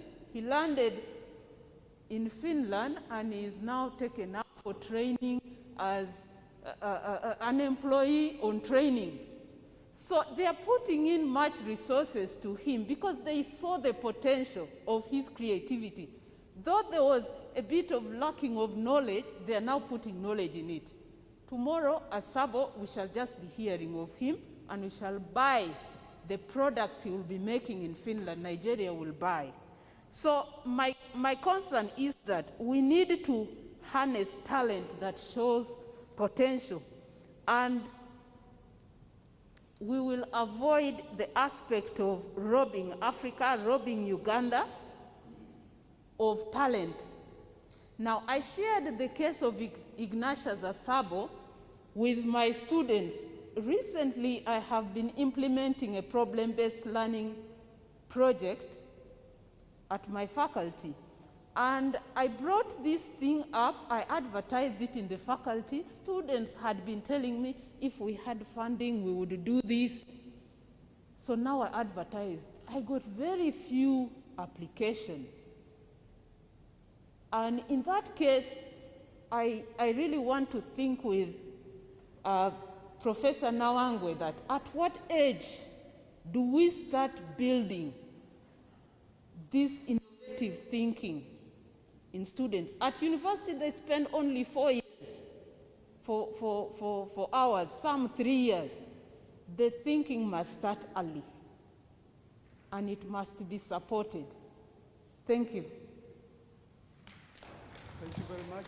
There was this hand here, right here, then the other one then here.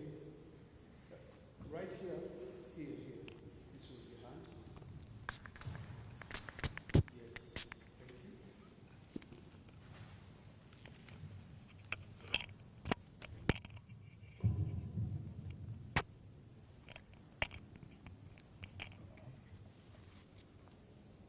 Mama Care once here.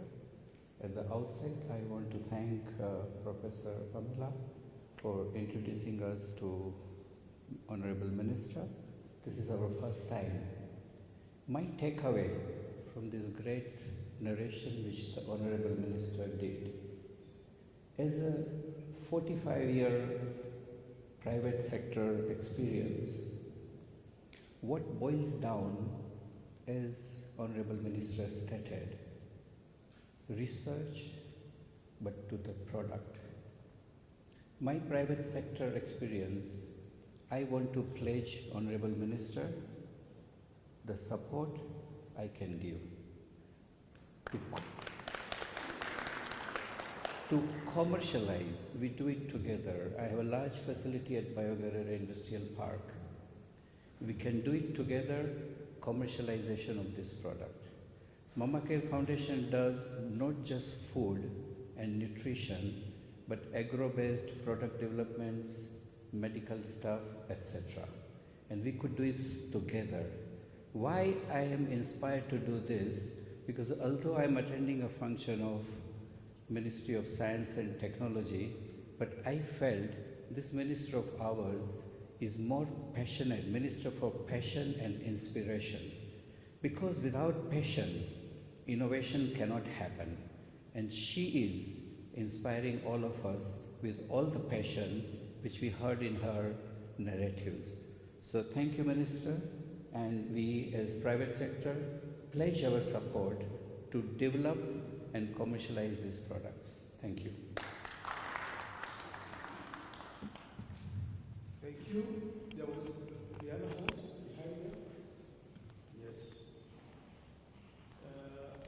From there to here, from here to here, from here to there. I'm following the order of the thinking process. Thank you very much, Honorable Minister, for that presentation. It is truly a very directional, thought-through process that we just have to build on. I just want to quickly mention about 3 or 4 things. And one of the things I want to bring to the fore that I'm going to ask your ministry to think about and manage is the fact that science has an extremely very high failure rate. The risk is very high, and we must know right from the beginning so that we inform the regulators, the politicians, the funders, that while the expectations might be high, that the fact is that the risks when it comes to moving science from the bench, from somebody's mind to a product, is a very high risk. And any of these categories of people I have said has potential to detract. And they will come and say, but we've given you too much money. Where is the product? So they must know. We get a lot of funding, but 100 grants or 100 scientists funded will probably result into 1 or 2 products. So the rest of the money does seem like it's wasted money, but it is an essential component of finding oneself, and they must be aware of that. So your ministry must find a mechanism to plan for that and have prior responses should they arise. The other piece I want to bring to the fore is the fact that sometimes we need to actually leverage existing enterprises and skills and capabilities. For instance, I didn't see anything to do with jua kali. I'm not a Swahili guy. I don't even know properly what that means, but I know practically it means hands-on guys. They don't have very much academic knowledge, but these guys make incredibly very innovative things. Those who know me too well, they know that I also am very interested in production. I run a factory which makes concrete products, and I have made it a habit. There's a young man who fabricates these things for me. He's basically a P7 dropout. He automates things, and you press a button and blocks come out the other side. And he's a P7 chap. I also am part of the COVID-19 quality team, that accredits or inspects laboratories that want to test. One of the things we've had problems with is actually acquiring PCR clean hoods. And it's a simple gadget. It's a tool. You fabricate something, put it together, and you just can't find it on the Ugandan market. And I've been working with labs and linking them to a gentleman just down the street in Katwe. I sat with him for 1 week. He fabricates this thing for cheap. You buy it from China, it is 8 million. He makes it for you for 1.2 million. And it works. So these guys might not be too educated, but linking the academia, the Jua Kali, the thinking, the guys who have hands-on practical experience are incredibly important. We might be brilliant here, but we don't do much practically.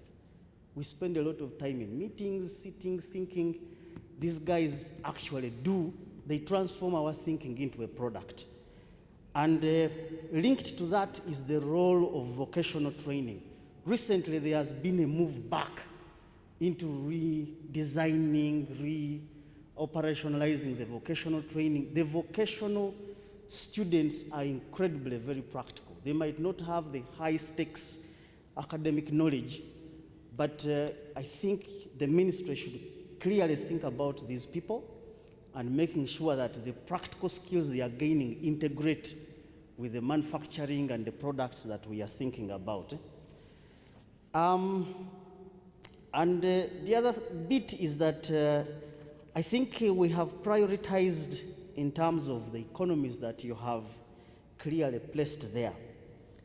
But again, I am going to say the people who are chairing those economies clearly should also think about prioritizing further in there, because in there will be very many complicated things. But in the beginning, we might want to pick out in each economy what is the low fruit, what is the low-hanging fruit, because that will build the confidence for government, for finance, for regulators to keep pumping money here. When you start giving low-hanging fruits very quickly, now they build the confidence now to move to the harder, longer investments, which will take 9 years before they see a product. So they keep pumping money in it. Now, all scientists have one big weakness. That weakness is usually publicity. We like to work behind closed doors. When the media comes to talk to you, you chase them away. You don't want to talk. We actually don't know how to talk to people. Sometimes they give you a microphone there to talk about your innovation and you just keep quiet. The Chira Motors people, I think they've had to invest a lot of money in this. Every time I click my Facebook page, somebody is putting a picture or saying something on the road. But if you ask my colleague here how many times he talks to the media about the Chira Motors vehicles and how many brands they are now, he will run away. So we need a lot of help on this one. Publicity links us to private investors because government has limited resources. Private investors are risk takers. For them, once they like it, they click on Facebook 10 times. It's important that we do that. Thank you. Good point.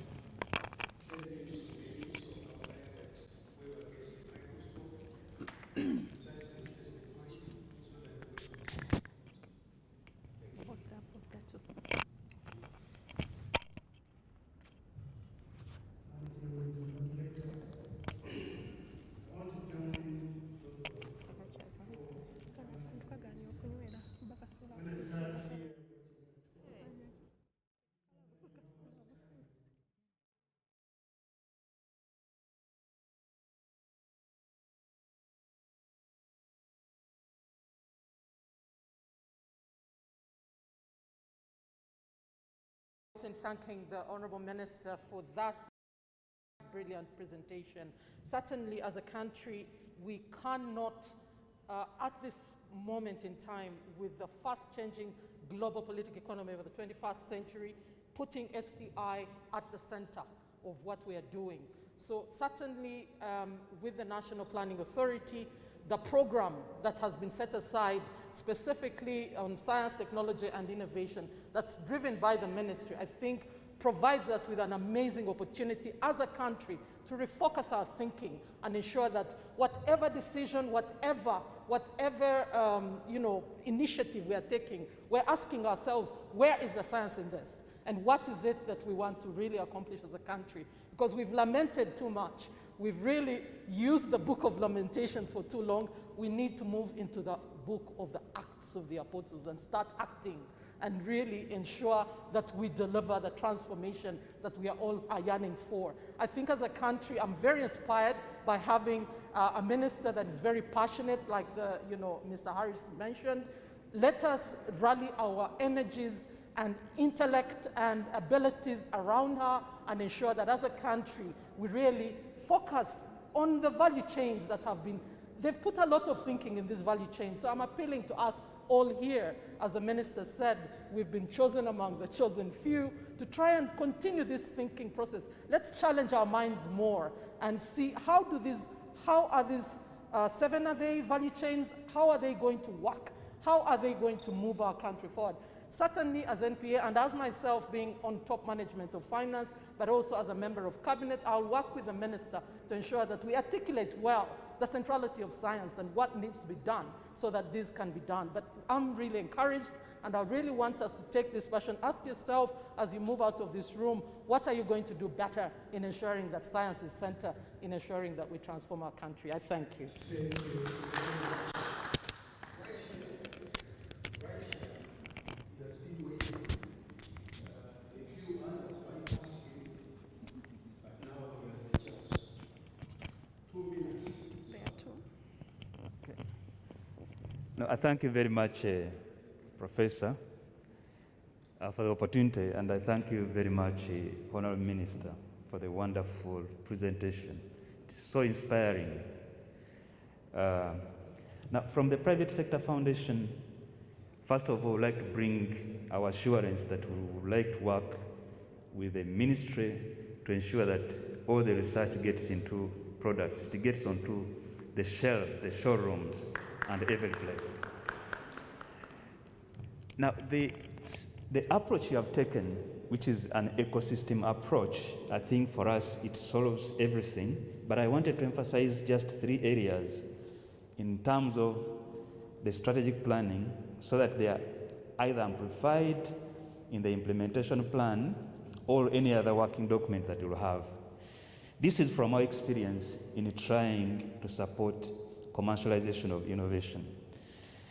The first one is the element of the commercialization itself. And one member actually has talked about it. It takes a lot to get a product from the lab to the shelves. There are so many pitfalls. There is so much going forward, going backwards, detour and detouring. So we think that let us emphasize what we call incubation centers so that these are able to take these particular science products through all the stages until commercialization. Let us put the risk capital as government, then when it is proven, the private sector is very easy to be mobilized, to come in and invest and develop the product. The second area is about the financing systems. Certainly still, even if you have done the commercialization bit, there is so many stages that you need to go through to be able to get this product profitable. So there is that early financing stage, there is specialized type of money for that, there is growth money, and all other sorts of money. So what kind of ecosystem should we put in place to ensure that it is able to support all these things? In the universities we have worked with, there are some good products that have come through, and there are some, around 2, that are at the growth stage. But if you look at the work that has gone through in terms of money and finding the appropriate money, it's been so hard. So we need to also think through this to ensure that we are able to move forward in science and technology innovations. Then lastly is from the policy perspective. Madam, you'll know that sometimes some of the policies we have or laws are not that supportive many times. I can give a number of examples, but the first one is, for instance, the private sector has put a lot of resources of its own in research, product commercialization, and then getting on the market. So as soon as the products get on the market, this is the time that we come to harvest as a government. Tax A, tax B, tax D, tax N, tax I, and all of that. So in the end, the product fails. So we need to ensure that we are able to harness all these policies. Then also, as you commercialize, you might need to use some government systems that can help you to get products reach that commercial level. But when you look at some of the policies, like for instance, all money in government goes to consolidated fund, I'm not very sure whether an institution like Makerere or Chambogo, if it is working on a commercialization of its ideas and is going to move to the market, use commercial systems to ensure that it is able to try out and bring back the money, buy goods, again produce and sell, whether you can work with this system of all money goes to the consolidated fund. It simply cannot work. We have seen it and it fails us all the time. So I thank you very much, Honorable Minister and members. Thank you very much. There was a plan right behind that you gave it. Right behind it. And I will be stopping shortly to wrap up.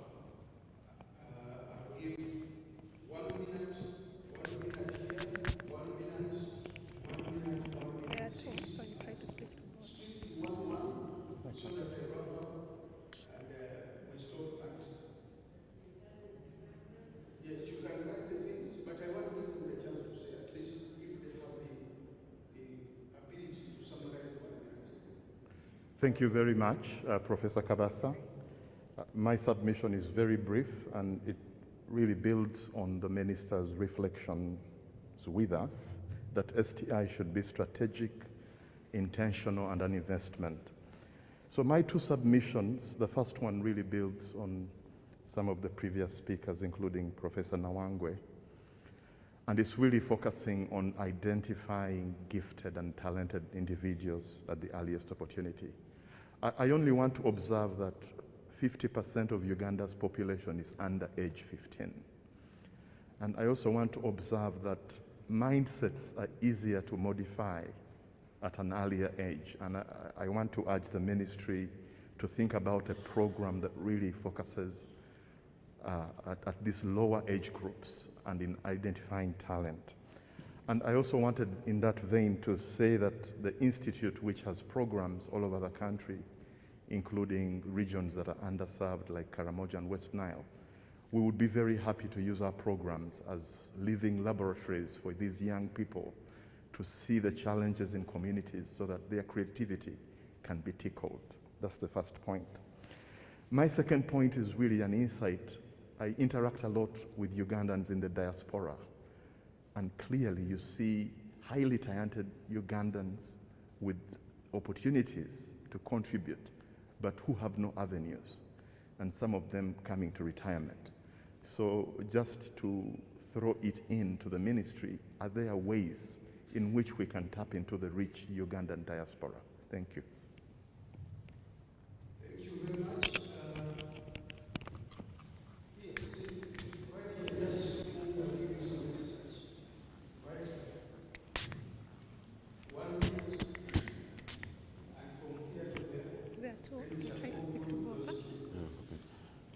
Thank you, Honorable Minister and the moderator. Yeah, mine is not actually much. It is a kind of note I've seen. We, as researchers, we realize we have scattered facilities all over government institutions. Now, it is always a challenge to focus in one place as far as sponsorship is concerned.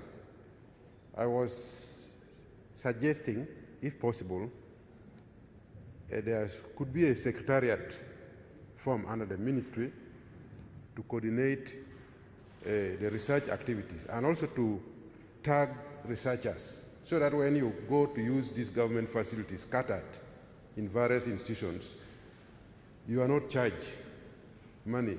For me, I've been doing research and pulling, at times, my personal money, moreover, government facilities for a noble cause. So this is my observation. If a secretariat can be formed, and then if that secretariat can liaise with researchers, identify researchers so that they can be given identification, a kind of pass to allow them access any government facilities without payment. Thank you. Thank you very much.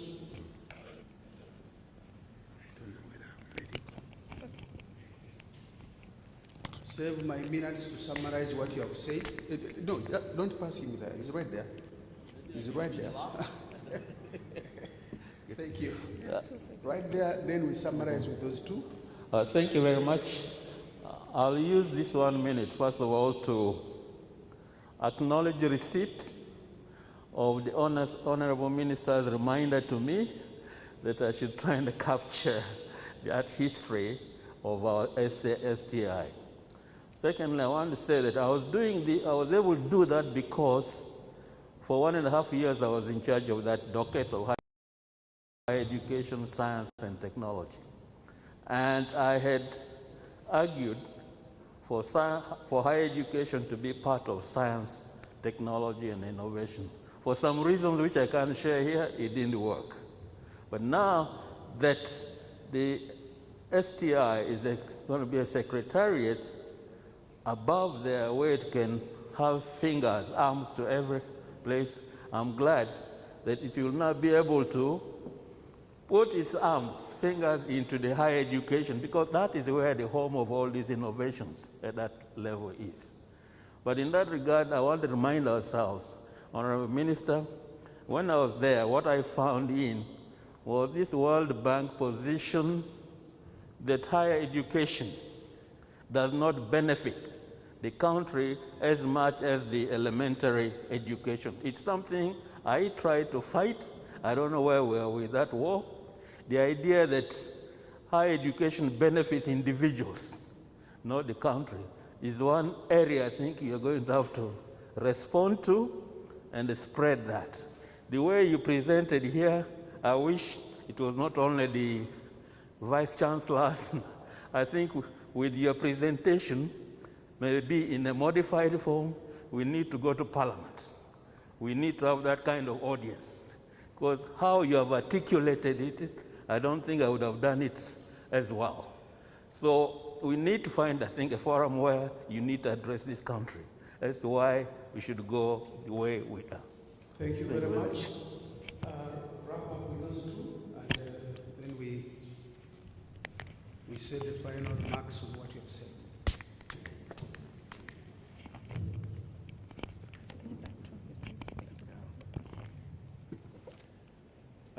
Professor, thank you very much, and Honorable Minister. Mine is an observation that the challenge of great ideas such as these is that they suffer at the hands of policymakers who have a little appreciation of science, technology, and innovation. The decisions regarding STI, in my opinion, Honorable Minister, need to be insulated from political vagaries, but rather be informed by a knowledgeable body. Otherwise, we will remain with the great ideas whose implementation hits a challenge at the end. Thank you. Thank you. Lastly, 1 minute there, please.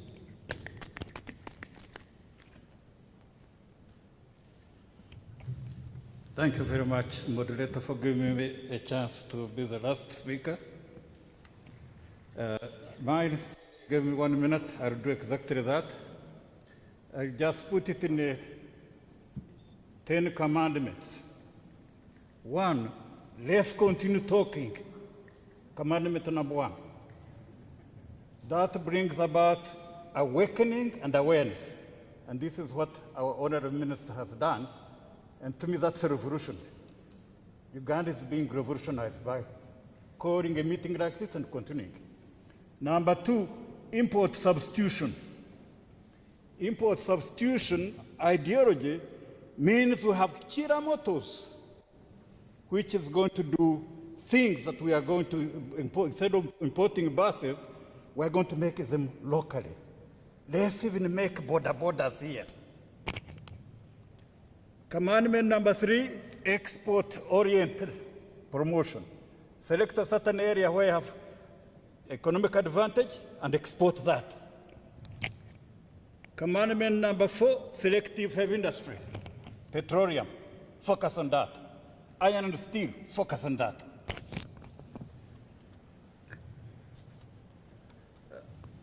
Commandment number 5, value addition ideology. Instead of exporting copper, add value to it. Instead of exporting cocoa, add value to it as an ideology. Commandment number 6, a few selective science-based industrial parks. Silicon Valley of Uganda, the Silicon Valley, ICT, where there is free roads, free electricity, free water for young minds to go into and innovate so that they don't have to pay heavy taxes. That will create innovation. Government, number 7, government-private sector partnership, like that gentleman who was sitting there, link them, and universities. Commandment number 8, think tanks. You have think tanks here. Could you expand that think tank? Like the way you have expanded today, I'll say this is an expanded think tank. Number 9, a vaccine, mission-oriented projects of the country. If we can make a vaccine in Uganda, means you'll probably be the first one in Africa. I don't know whether South Africa has made it, or Egypt has made it, or anybody has made it. So if you can make that vaccine and focus the resources there, whether it is hidden under military projects, and make the vaccine against COVID-19. COVID technology is the technology of the 21st century. Thank you very much. Thank you very much. Give a clap, everybody. Right, before I invite the Honorable Minister to wrap up and give us a blessing to go, let me just quickly say in my own words, improving in many ways, keep talking so that everybody can contribute. This is the main message I have captured. 2, refine the ideology of this process which is emerging, give the fundamentals, the critical thinking, unpack it so that the person can understand it at the lowest level, as I have heard. 3, you have said that take an ecosystem approach where all actors are involved, and so we need a framework for that. Each of these things needs a framework because at the sector level, at the ministry level, you need the guideline, the decisions, so that we all will log in. I have tried to translate. These are kind of policy frameworks that we have to discuss and see how to mainstream them. The forum have captured that. The financing model, a framework for the financing of this system so that people can pull in and then you can support the incubation all the way. Where will the money come from? We need a framework for that. We need a framework for shared STI facilities. I have heard that voice. There are issues. I go to use a facility, I have to pay and so on. A framework needs to be once this secretariat comes in place. Alignment, while you do these policies, align to interests or not interests. So he said there are interests that we may align to and they are harmful. So be mindful as you develop so that the policy is sensitive to interests that may either promote or pull down. The national research agenda is an immediate thing to be put across, so that you cluster the various actors around universities and so on around this, pool, share resources, and create centers of excellence all across. We need a framework for thinking. I heard that where somebody said, where did all this thinking come from to put into this? So a framework for thinking in the country to create is required. Think tanks, refocusing thinking. It will not be just publishing and telling people, but some framework is required. An enforcement strategy, a framework for that is required, starting with low-hanging fruits, but inclusive, mindful that even at the lowest level, 9 years, things will happen.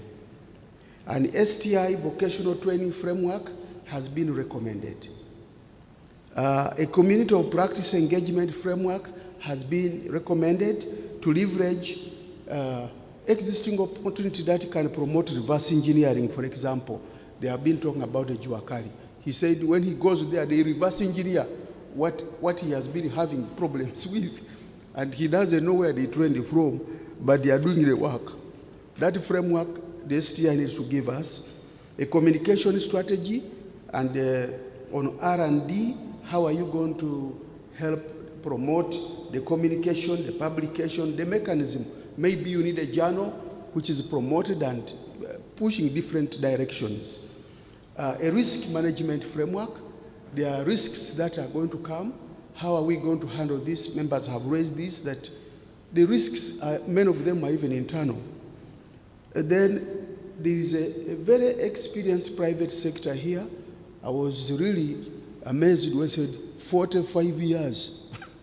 Many people probably who are here, not even 45 years of private practice is here, and he has pledged it. So what I have heard, a pledge from private sector, and he's a member of private sector foundation. So the private sector has already said they are part of this to play their role of commercialization.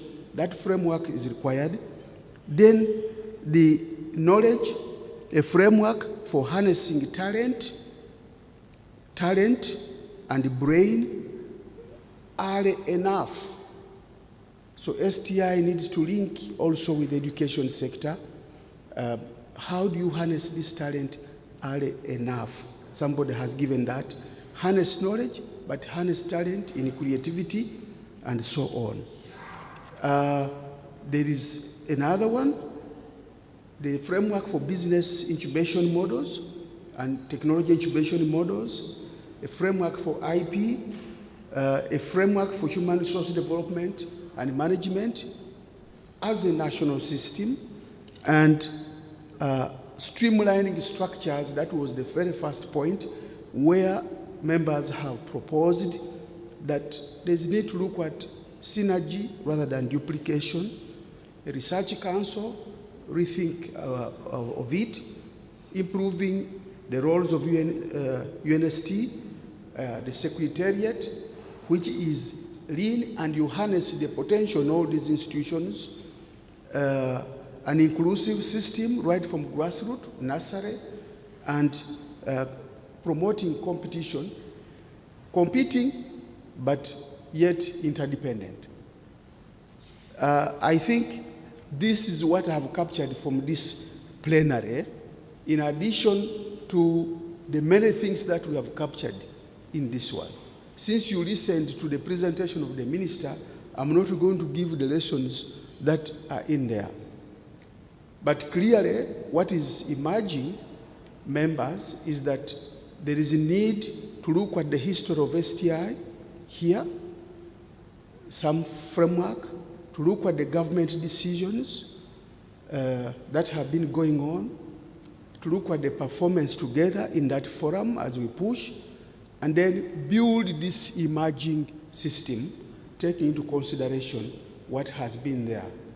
I want to thank you very much for giving me the opportunity to listen to you and capture this, and the Honorable Minister, given the time, kindly come up and summarize, I think.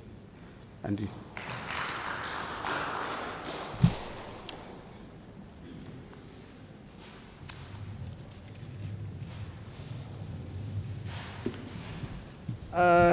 I must say I'm immensely grateful to the contribution that you have made to enrich the thinking, to refine some of the things. But above all, I believe I have captured your hearts, and we have expanded the circle of influence, the circle of commitment, and I'll be requesting you at the end of this to recruit some more into this circle. So I want to thank you for all the ideas that you have put forth. We have captured them, and we'll be sitting to synthesize them. Some of them we have been thinking about them, but we didn't know exactly how to put them, and the discussion has definitely refined the way that we think, the way that I think. So I just want to, conclude by inviting all of you. You may have been invited here, but I want you to leave here. You are part of STI. You leave this here, you are now part of STI. So we together shall be inviting others. I also want to encourage, especially my colleagues who are in MOSTI. I know there's been some kind of uncomfortable space, and I might have been presented in the media in a certain way. That's not me.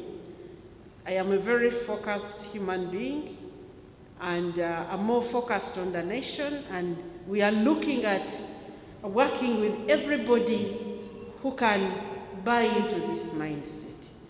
So this is the new thinking that we have, and I invite everybody now to come and we work together. And for me, I want us to all look at this. Yes, today it is me who is here. Tomorrow it might be a different person as a minister. But this agenda must become broad-based and owned, such that it is not an agenda which changes with the change of leadership. It should become our national mantra now, and we pick it and run with it. Of course, the kind of leadership matters, but for the start, I've been privileged to be given this opportunity to provide this leadership, and I want to assure everybody that we are all invited. Private sector, you are invited. In the proposed structure, I have some things I have put there. I don't exactly know how to implement. I'm going to invite, for example, to take care of the Juakali and all these people who are not institutionalized. We are creating an Innovators one-stop center at a place where anybody, whichever language you speak, you can walk in. And in terms of its operations, I imagine it, these people having at the beginning a mobile unit to just go and say, who are the innovators? What are some of the innovation things here and what? So that individuals like the one she was talking about, the kid who made a toy, at the moment, the preside office, and personally, I am playing the role of that Innovators One-Stop Center. I receive a lot of those things. And for that particular video, I want to warm your heart that the last time that video came out, within 24 hours, I had located that child. He's a 17-year who dropped out of school in P4, the one with the toys that were showing. And I linked him to Chira Motors. And I know we are in a hurry, but I know it will warm your heart. Paul, come and tell us what that young boy is now doing. So we want to build around what we have done for that young man called Julius, to show you what, and to see as in the future we will dialogue more and see how to practically put it in place. But we are industrializing around that young man. Let me give Paul 1 minute or two to explain. Thank you, Honorable Minister, and distinguished participants in the Strategic Direction meeting for STI-OP.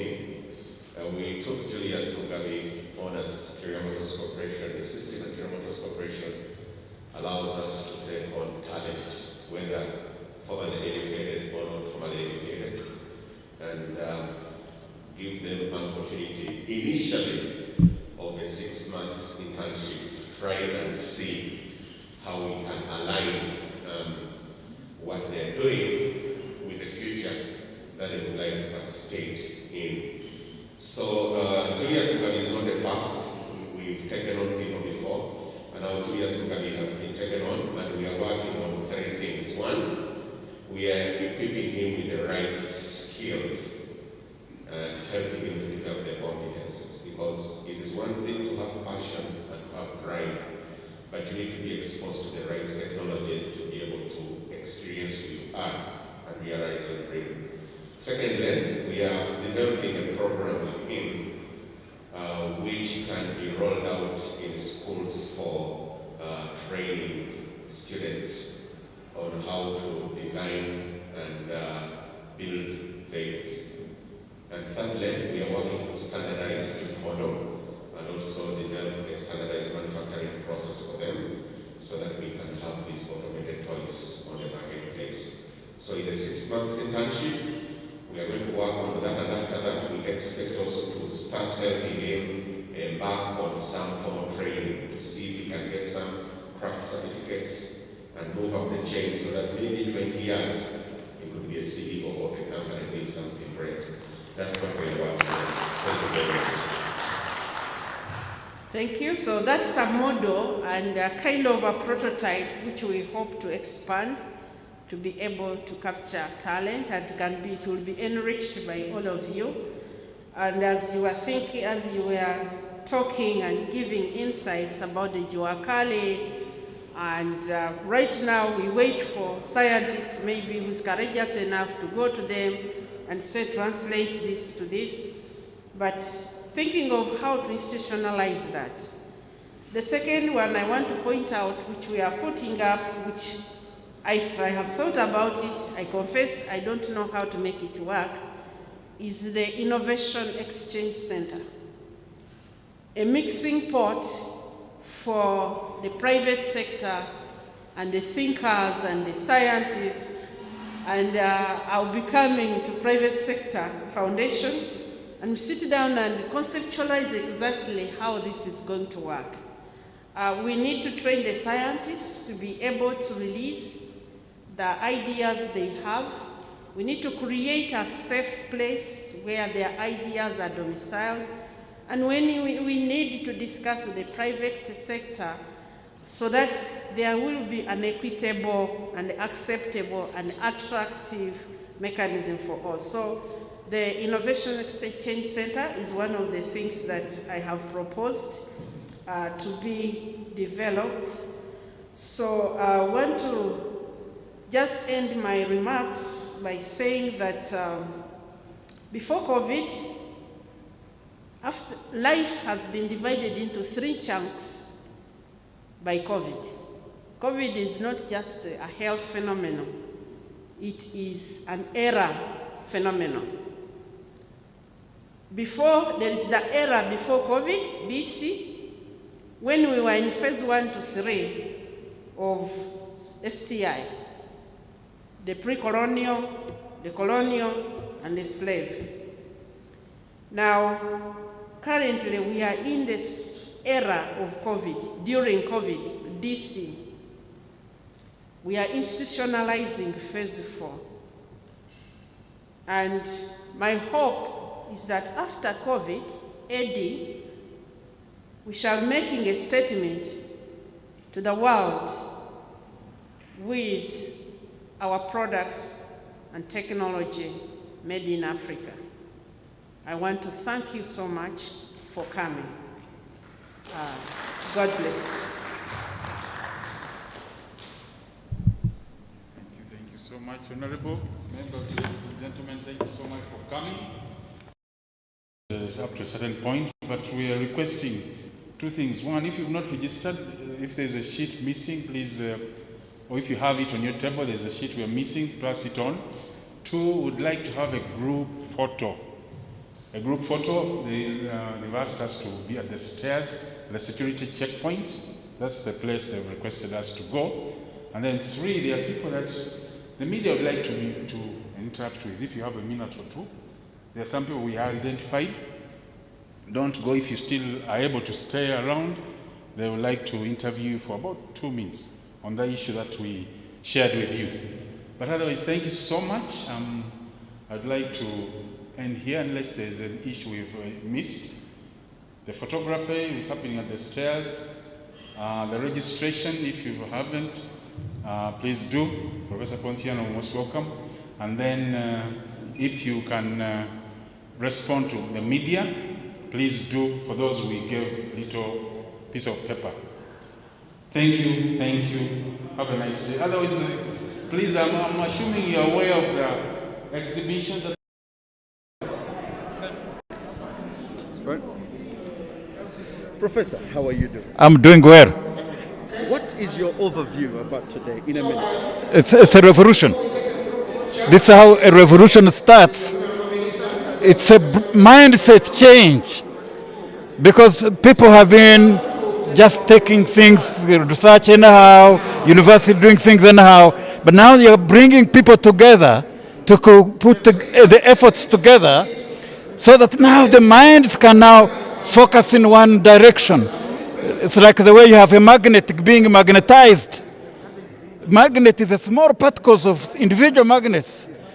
When you get them together focusing in the same direction, you have a powerful magnet. So that's how getting all these scientists and minds together, you are going to form a strong scientific team whose ideas multiplied will cause industrialization. Thank you very much, Professor. Thank you. Please remind them what is your true names and your full time. Enos Masheja Rwantare Chiremiri. I'm a professor of chemistry.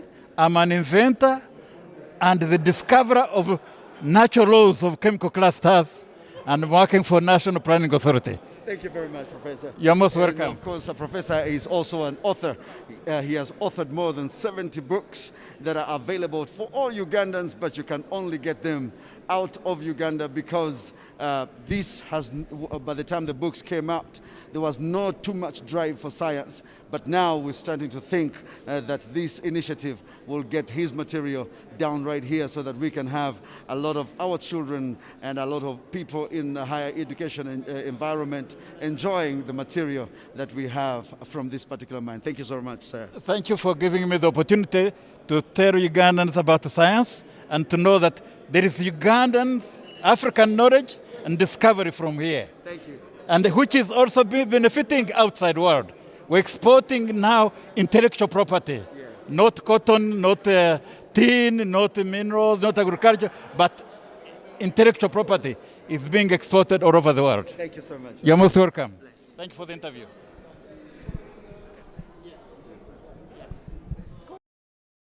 Now joining me is Professor Wako, who is the Vice Chancellor of Musenero University. How are you doing, sir? Fine, fine. How are you? We've had a very good morning discussing how we can redirect the universities from research to product development. I think the biggest message here is product development. Yes.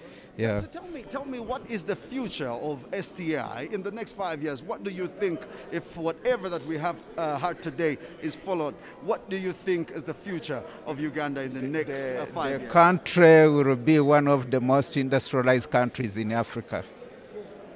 because what we are talking about here is product development, and as you know, universities have a lot of prototypes. At Musenero we have over 52 prototypes which need to be developed into industrial products, and I think this is the same to many other universities in the country. So the emphasis on product development really is good for this country, and it will help to transform our country into a middle-income country. Thank you very much, Professor. Yeah. All right, that's a moment. Thank you very much. Joining me right now is Professor Kambugu right here. And of course, we want to talk more about the STI involvement and of course what the Minister was talking about today. How are you doing, Professor? I'm doing very well, thank you. Everybody wants to know, who is Professor? Well, I lead a very exciting institution full of young people who want to transform. What institution is that? This is the Infectious Diseases Institute at Makerere University. Yes. Now tell us about what is your overview about today? Today was a transformational meeting because it's about mindset change. For far too long, we've been very dependent on the West and developed countries. I think we need to have our own vision of what we can do and achieve in the field of science and technology. Yeah. And what my takeaway is that the Minister is challenging us to really harness the talent we have to address the problems we have, and telling us that government is ready to put resources and other avenues to support this effort. If the government has seen the need of this, what measures are you putting in place to make sure that the young people, and you who works in an environment where young people are involved, what measures are you looking at to make sure that the young people are involved? The first thing is orientation and having programs to target young people at the lowest level. So my institution should target primary schools, secondary schools, expose the work we do to them so that they begin to see the benefits of science to society. So really it's sensitization, exposure, and orientation. Thank you very much, Professor. Thank you. Great. Now, joining me is Honorable Francis Chisirinya, who is the Executive Director of the Private Sector Foundation. Sir, it's a pleasure to have you on the day today. Pleasure too. How are you feeling? Great. Great? Yes. Okay. Now today the Minister has just made a profound statement about the involvement of STI and of course where we seeing this country going. What's your take about today? First of all, I think I would like to thank the Minister. She's so energetic, so inspiring, and she's so clear in her vision of where science and technology should take this country. I was particularly, as private sector, particularly happy that the Minister is talking about research that should translate into products for sale. Products that will transform our industries, products that will transform our people. So we are so happy about that. Where do you see this country in the next 5 years, being that we have now been introduced to the involvement of STI and we make our own things? Where do you see the country? I think we definitely are going to be a developed country if we do all what we need to do on the science side. Very clearly, when we link science, research, technology, and innovation to our common problems, we are going to use those problems as opportunities that will generate money for us, and that will be able to help us develop. Just think about it. We import so many things here. We do so many products that we get from other countries.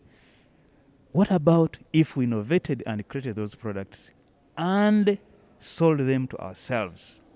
What would that bring? It would save a lot of money, it would create jobs, it would make taxes, build companies, and all countries that have developed, they have one thing in common. Their use of science, technology, and innovation is high up there. Thank you so very much. You're welcome. And I know that very soon you're looking forward to another better Uganda. Very much so. Okay.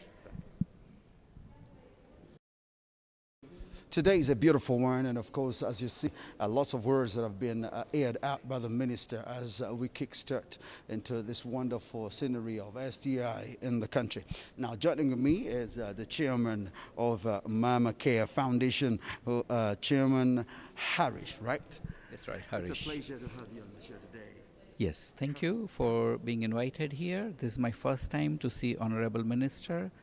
And although the name is Ministry for Science and Innovation, but I really found her very passionate about innovation. My clear understanding is without passion, innovation cannot come up. And she is passionate about it. So innovation mixed with science, mixed with commerce is the way out. We as private sector are very keen, very passionate on changing taking research to the product level, because unless product has come out of the research, researches are still academical. And this is my mission as Mama Care, to bring product out of research. And this is how we are collaborating with the Minister, Honorable, and the Ministry officials. And that's the way forward, because otherwise all our innovations will remain hidden and the products will never come out. Products to be commercialized, products to be import substituted, products to be exported. And that's the mission of Mama Care Foundation. Thank you. Now, I know that Mama Care, you deal a lot in food, nutrition, and stuff like that. When we embed today's talk with what the Honorable was talking about, where do you see Uganda in the next 5 years if whatever that has been said today is put into practice? Simple. Millions of dollars worth nutrition foods, nutrition supplements are being imported. Next 5 years, we will remove all that loss of foreign exchange, but we'll make them here, and not just make them, but hundreds and probably thousands of our unemployed youths will be engaged. All that means new opportunities, new windows, new hope, and a new vision. Everything will come up. With this right approach which the Honorable Minister has taken, it's possible. I had my skepticism, but after today, I'm more confident that this can happen. It's doable. It's doable. Yes, it's doable. Thank you so very much, sir. Sure. And I wish you well in everything that you do. Thank you. All right, it is doable, and of course, those are the words of the chairman from the Mama Care Foundation, and their best and things that they do is nutritional food factory. They import in a lot of things that is nutritional to all of us, but because of the involvement of STI and of course the office of the president, we believe that a lot of revenue is going to be saved in the country so that we can concentrate on buying our own things that are really good to us. And so we will have plenty for us to have to eat, and of course a lot to have to keep, and a lot for other people to benefit from. But of course, thank you very much for joining me. This is your very own host, Big Sam Chisache Katavalo, STI, right here in Uganda. God bless. Catch you again.